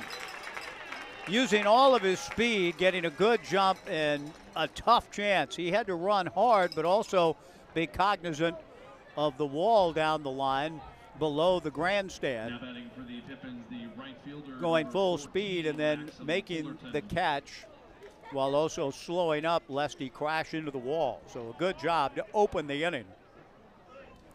Maxim Fullerton, a fly ball to left center field, a long run, and getting there to backhand it is J.C. Ing. 2 down.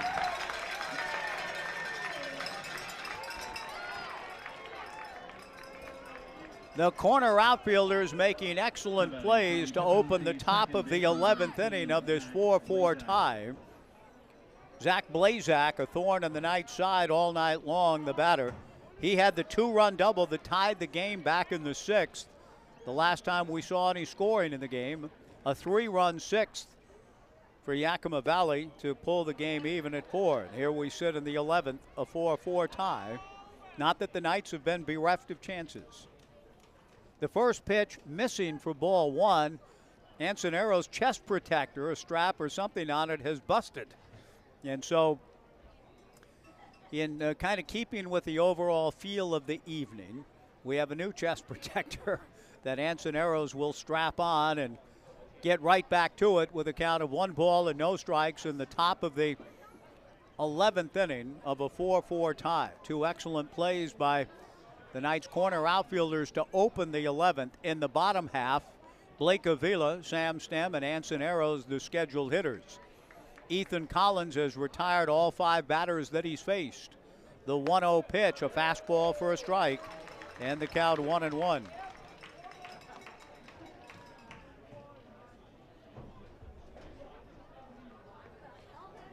One and one to Zach Blazak. 2 outs, 4-4, top of the 11th. The 1-1 pitch pulled foul in front of his own dugout. 1-2 the count to Zach. A crowd, I'm not sure what it was at its largest. Did you ever see a number? 15 something? Has thinned considerably as we play into the night. Apologies to Jeff Goldblum and John Landis and Michelle Pfeiffer. The 1-2 pitch on the way, bounces in the count 2-2. That's not a bad film either. David Bowie with a nice little turn in it. Paul Mazursky, Vera Miles, eclectic cast. A strange sort of tale, but not bad. Into the night. We play into the night here late. 2 balls, 2 strikes, 2 outs. A 4-4 tie in the 11th. Ethan Collins back to the plate. Fastball foul tipped at the plate. The count remains 2 balls and 2 strikes. But midnight run would be the better choice, although into the night has its moments. Richard Farnsworth. 2 balls, 2 strikes, 2 outs. 4-4 in the 11th. Ethan trying to get the Knights to the bottom of the 11th. Breaking ball misses up and away. Ball 3, 3-2. With again, just needing a run to win. That's all. Just a run to win. 3 balls and 2 strikes. Ethan Collins against Blazak. The payoff pitch taken, ball 4. Boy, that kid's tough. Blazak is a good player. I don't know what his overall season's been like, but if it's anything tonight in microcosm, what his overall season has been, that is a good player. Good at bat, clutch. He's come through in the clutch. And he gets a 2-out walk, which gives him a chance to run and get into scoring position, representing the go-ahead run here in the top of the 11th. Held on by Blake Avila. He's looking runner-ish as Collins comes set. The pitch on the way, down and away, ball 1, 1-0. Blazak coming in, hitting just .238, but a couple of homers and 19 runs batted in. Picked up his 5th stolen base the last time that he was on. The 1-0 pitch pulled foul down the left field line in the corner off the bat of Chris Clement. And the count even now on Chris at 1 ball and 1 strike. Top of the 11th of a 4-4 tie.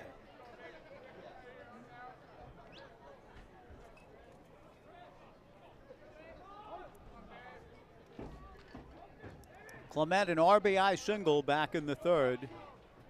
That was an unearned run, and that looms large now in the overall scheme. A throw to first. Getting back safely, Zach Blazak. Starter Merritt Jones was cruising along. Couple of scoreless innings, then 2 quick outs in the third. On an 0-2 pitch, Blazak hit a chopper. Avila fielded cleanly and tossed to Merritt, who dropped the ball. And that ended up allowing Blazak, who went to second on a wild pitch, to score on a base hit by Chris Clement to get Yakima Valley on the board and on the comeback trail from 3-0 to 3-1. And now here 8 innings later, when the 11th inning, Clement fouls one at the plate, 1-2 the count, 2 down, a 4-4 tie. Blazak, the go-ahead run at first, held on by Blake Avila. Ethan Collins set a throw to first, and he has the runner picked off. The tag is made on Zach Blazak, and the inning is over. Collins with a great move to Avila. And so here we go to the bottom of the 11th inning. Again, the Knights looking for a run to win it. Yakima Valley 4, the Knights 4. A new pitcher will be coming in out of the bullpen for the Pippins, it appears. Julian Todd and Shabbat did a tremendous job, and as the new hurler comes in, we'll take a 2-minute in-game pitching change break. A 4-4 tie to the bottom of the 11th, back in 2 on the Knights live stream and 1240 Joe Radio.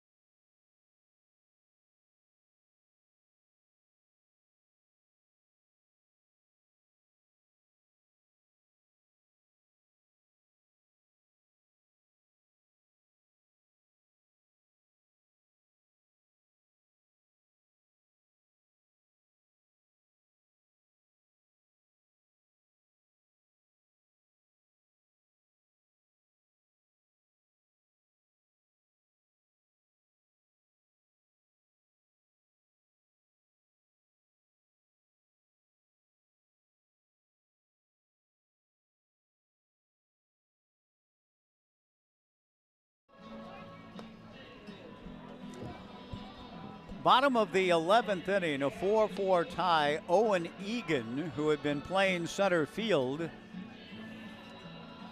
is the new pitcher, with Zach Blazak now playing center field for the Pippins in this 4-4 tie. All right, Knights fans, please welcome to the plate number 16, Blake Avila. Blake Avila will lead things off for the Knights in the bottom of the 11th inning. The Knights looking for a run to win, trying to get all the personnel settled defensively. We'll take a look at the live stream point streak monitor as we go. Blake Avila, pop fly into shallow center, and it's Blazak moving in and under to make the catch. One pitch, one out, so no pressure put on in any way, shape, or form on the new pitcher, Owen Egan, here in the bottom of the 11th inning. Sam Stem, the batter. Sam would like to repeat what he did in the first inning. He swings and misses at the first pitch off of Owen Egan, doesn't get it. Sam hit a 2-run home run over the right field fence in the first, part of a 3-run Knights first inning, and it appeared to be, hey, here are the Knights back home, back in their groove. The strike one pitch, Sam, a line drive to left field. That's dropped by the left fielder. The left fielder drops the ball, though Sam on his way to second, safe at second. The winning run in. I thought for a second Sam was going to get thrown out after the line drive, kind of slicing on the left fielder. Blake Balch was dropped. A 2-base error on Balch with the winning run now at second here in the bottom of the 11th inning. Anson Arrows, the batter, with a chance to win it. It appeared to be a fairly routine line drive, but it handcuffed Balch in straightaway left. And now Arrows trying to win it for the Knights with a base hit here in the bottom of the 11th inning of a 4-4 tie.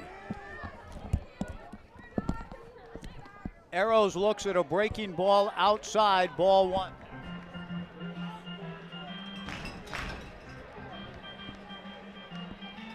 One ball and no strikes with Arrows trying to pick up Sam Stem from second and win it for the Knights in the bottom of the 11th. The 1-0 pitch fouled away to the left in the count, 1-1. Arrows and Mason Lee both with chances here in the bottom of the 11th inning. Arrows trying to pick up Sam Stem on a 2-base error, representing the winning run. Arrows swings and fouls it back. 1-2 the count.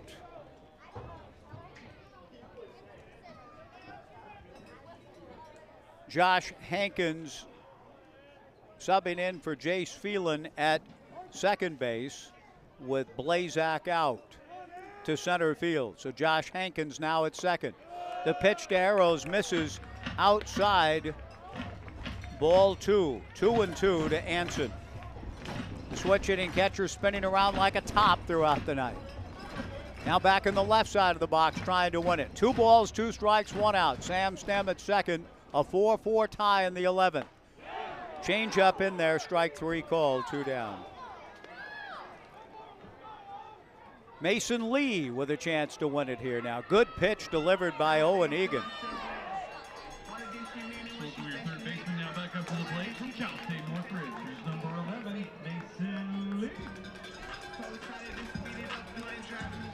Owen Egan making his 7th appearance, 11 strikeouts in 8 innings of work, 8 walks. The pitch on the way to Mason, swung on and hit to Urchin Alley to our right. Out of play, no balls and a strike. Lee looking for a hole somewhere and trying to deliver the Knights' 14th consecutive win. Bottom of the 11th, a 4-4 tie. Sam Stem at second with 2 down. 0-1 the count to Mason. Egan delivers, swung on and missed in the count, 0-2.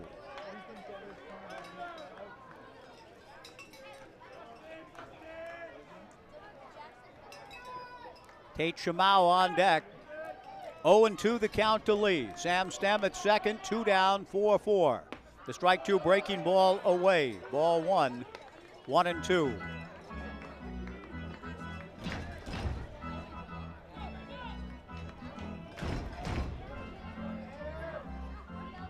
Right-hander Owen Egan started the game in a different position, comes back with a fastball, swung on and missed, strike 3. And the Knights, who were given a gift in the form of a 2-base error, come up empty in their bid to win it in the 11th. We go to the 12th. It remains Yakima Valley 4 and the Knights 4 on the Knights live stream and 1240 Joe Radio.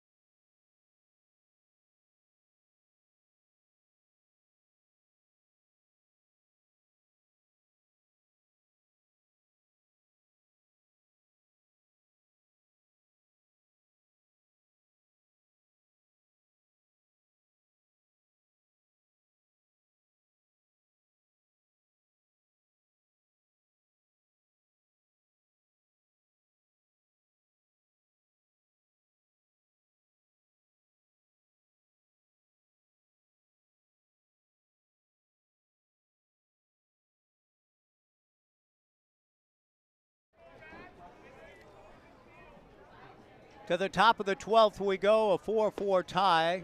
Ethan Collins to the plate, and the first pitch to Chris Clement misses for ball one, 1-0.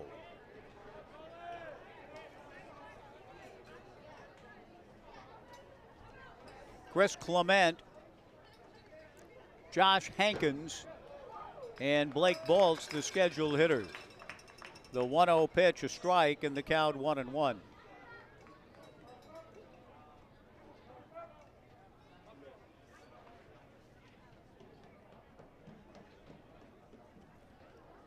Top of the 12th, the 4-4 tie. Collins delivers, hit slowly by the mound. Tough play for Yukamoto. The throw to first, and he got him. And once again, a head-first slide. I just don't understand it. Clement is out, trying to dive to the bag. It's quicker to stand up, son. It's quicker to run through the bag, son. Sorry to go Al McGuire on you, but it's just faster to run through the bag. I know it has the look of getting there sooner. It has the look of great hustle. You run through the bag. It's faster. And it would have been a closer play. Yukamoto, though, does make a nice play to get Chris Clement. One away. Josh Hankins, the batter. Ethan Collins fastball. High, ball one, 1-0. A 4-4 tie, top of the 12th inning. Good play by Yukamoto, having to cover a lot of turf and get something on the throw. 1-0 pitch is a line drive, base hit into right center field. That'll be an extra base hit for Josh Hankins. He races into second with a one-out double. And now the Pippins with an opportunity to take the lead here in the top of the 12th. Right fielder Sam Stem getting the ball back in. Big situation here in that you feel as though if the Pippins do get the lead, they'll win. Just given how things have gone for the Knights tonight offensively. But on the other side of it, it's been such a bizarre game. Maybe that's what it'll take to spur the Knights on. Fall behind and then rally it and dramatically and win the ball game in the bottom half. We'll see. The Pippins giving themselves a good chance here in the top of the 12th inning of a 4-4 tie. Ethan Collins out of the stretch. First pitch to Blake Baltz. Swung on and missed. 0-1 the count. Blake is lined out, had an infield single, grounded to first, and the last two at-bats grounded to second. 4-4, top of the 12th inning. Collins back to the plate. Strike one pitch misses in the turf. Ball one, 1-1. When the Knights bat in the bottom of the 12th inning, they're due to send up Tate Shamau, Luke Shear, and Ty Yukamoto, the bottom of the order. Ethan Collins from the stretch. The go-ahead run out at second base, represented by Josh Hankins. The pitch missing from Ethan. Ball 2, 2-1.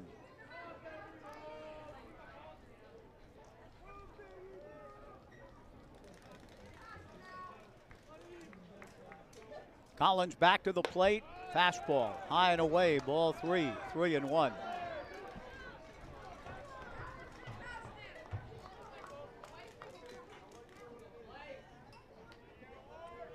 Three balls and a strike. Tommy Eisenstadt on deck. Pardon me, Owen Egan on deck, the pitcher. 3 balls and a strike. Collins delivers ball 4.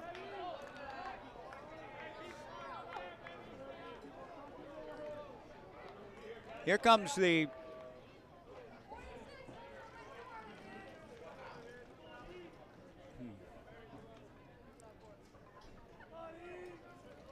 Now batting number 10, the Pippins, Owen Egan.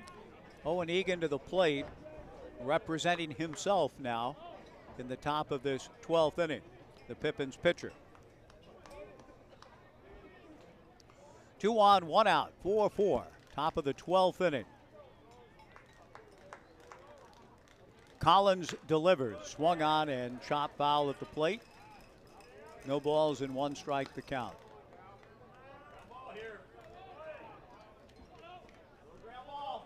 Ethan has pitched well. The Knights have gotten good pitching tonight. Merritt Jones, Morgan Codron, Sean Weiss, Ethan Collins. The Pippins have been marvelous in the clutch on the bump.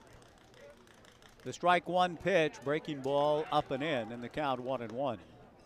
The Pippins have gotten good work from Max Goldberg, Joey Harmon, Ethan Solscheider, Julian Todd and Shabbat, and Owen Egan. Owen at the plate. Top of the 12th, a 4-4 tie.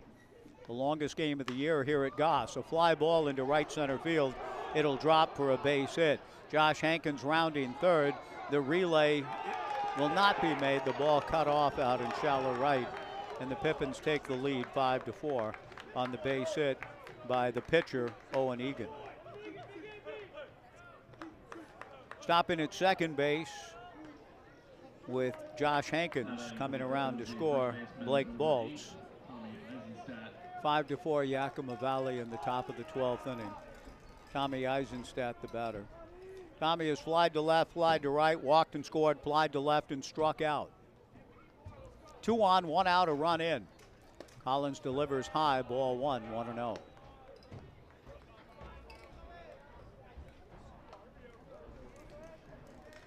Josh Hankins insinuated himself into the game in a big way, coming into it late and getting a double here in the 12th and scoring the go-ahead run. The 1-0 pitch swung on and missed. The count 1-1. If the Knights are not able to rally in the bottom of the inning, it would be a heck of a painful note on which this great winning streak would come to an end. An essay in frustration, to be sure.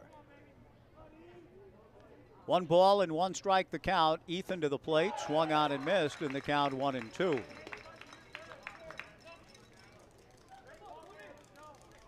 The Knights had numerous chances early to separate in this thing and make it almost what appeared to be a relatively easy win. The 1-2 pitch in the turf and the count 2-2, but as I mentioned, the clutch pitching of the various hurlers who've taken the hill for the Pippins kept them in the game and gave them a chance to kind of rally back and tie it in the 6th and now regain the lead 6 innings later. 5-4 in the 12th. A ground ball off the end of the bat slowly to second baseman Tate Shamau. He has only 1 play, and it's to first to get Eisenstadt. 2 down in the top of the 12th. And Gabe Villaflor, the catcher, to the plate with the Pippins leading 5-4.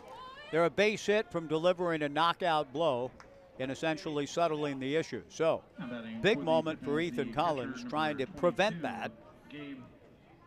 With Villaflor stepping in, runners at second and third, 2 down in the top of the 12th, 5-4 Yakima Valley. Ethan from the stretch delivers. Check swing on a breaking ball, but he goes around, and the count 0-1 on Villaflor. gave his fly to center, struck out, and hit by a pitch, walked and scored. 5-4 Pippins, top of the 12th inning, breaking through. The strike one pitch is high, and the count 1-1. Neither team had scored since the 3-run sixth for the Pippins. The Knights haven't scored since the 5th inning. A safety squeeze RBI for Mason Lee. Been shut down since. The 1-1 pitch on the way to Villaflor. Fastball for a strike. The count 1-2. Blake Baltz at third, Owen Egan at second, 2 down. The Pippins in front, pushing a run across here in the 12th. Ethan Collins set. The right-hander's 1-2 pitch, swung on and fouled at the plate. 1 ball and 2 strikes the count.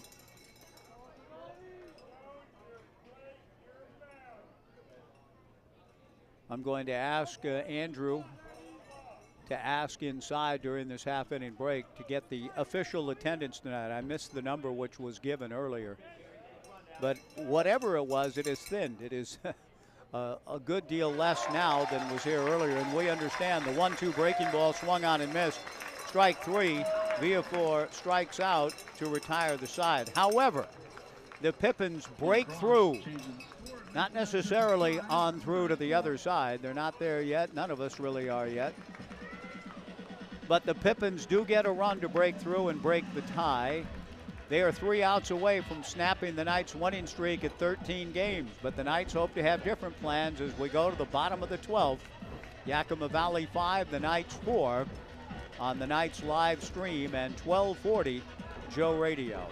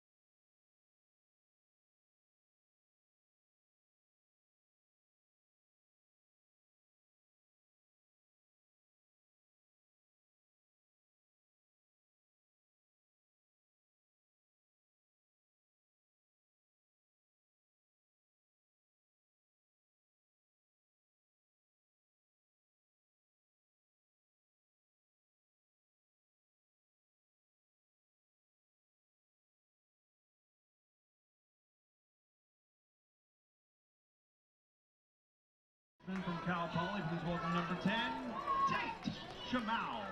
Bottom of the 12th inning, 5-4 Yakima Valley. The Knights, can they muster some more late inning, late game magic? They lead it, or they've won 13 straight overall, 12 in a row, 4 straight sweeps in West Coast League play. Oh, come on!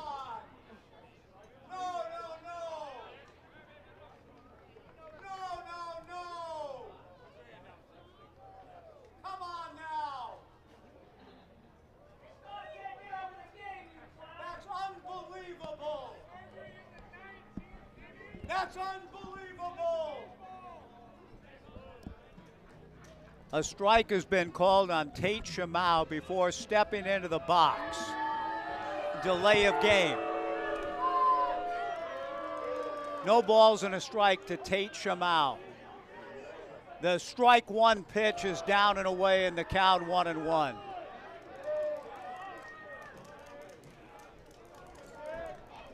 A delay of game strike called on Tate Shamau, leading things off in the bottom of the 12th.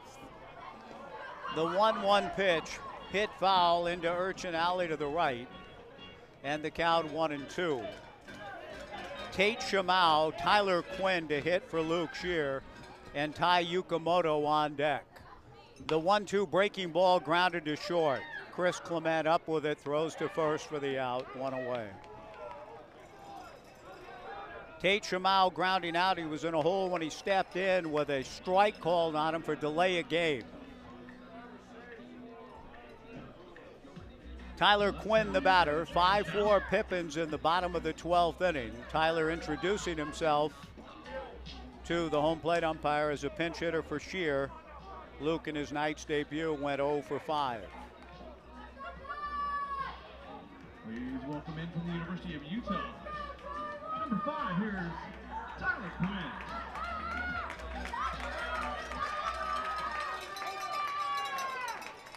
Owen Egan has done an excellent job, as have all comers. Delivers a slow chopper to third. Beck McGuire throws him out, 2 down. And the Knights are down to their final out. Ty Yukamoto, the batter. Many opportunities presented themselves early and even a couple late. And the Knights, in spite of the odd call moments ago on Tate Shamau and a couple of other calls along the way that were interesting to say the least, would only have themselves to blame here at the end for coming up short and seeing this remarkable win streak come to an end, which you kind of knew it had to at some point. The pitch to Yukamoto just outside ball 1. 5-4 Pippins in the bottom of the 12th inning. 1,573 the attendance tonight. The 1-0 pitch is high, ball 2, 2-0. Yukamoto just trying to get on, representing the tying run as he stands at the plate. 5-4, bottom of the 12, 2 outs. Yakima Valley in front. The 2-0 pitch popped up to shallow left. Coming in on the ball is Blake Baltz, the shortstop, going out. Chris Clement makes the catch. The game is over.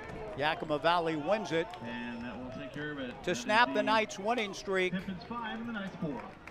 at 14 games. 5 runs, 7 hits, 2 errors for Yakima Valley. Brooke Knight still talking to the home plate umpire about calling a strike on Tate Shamau to open the inning, which was utterly ludicrous. 5 runs, 7 hits, 2 errors for Yakima Valley. 4 runs, 8 hits, an error for the Knights. Yakima Valley, a well-deserving winner, don't get me wrong. No question about it. They pitched well in the clutch, inducing 3 double play balls, came up with some clutch at-bats, and win the ball game to snap the Knights' win streak at 12. Final score, Yakima Valley 5, the Knights 4. And we'll be back tomorrow night for Game 2. We'll be on the air at 6:20. The Knights live stream 6:35. Yakima Valley wins it. Our thanks tonight to our friends up here, Henry Sether, Kai Mayfield, Sequoia Higgins. Lucy's here. Happy birthday, Lucy. Happy birthday tomorrow. And happy birthday to the sister. Now, your mom's name is Lucy and your sister's name is what? No, my mom is Jen. Your mom is Jen and your sister's Lucy. So thank you so much, Henry, for everything, for all the help tonight, guys. Thanks for being up here. Thanks to all of you for following along and listening tonight at Goss Stadium at Coleman Field. Yakima Valley with a great win over the Knights, snapping the Knights' winning streak at 13 games. 5-4 in 12 innings. See you tomorrow night for Casey Lavin, for Andrew Henderson, and Thomas Rudolph. Mike Parker, thank you for joining us. Final score, the Pippins 5, the Knights 4 and 12. See you tomorrow on the Knights live stream at 1240 Joe Radio. So long, everybody. Go Beavers night.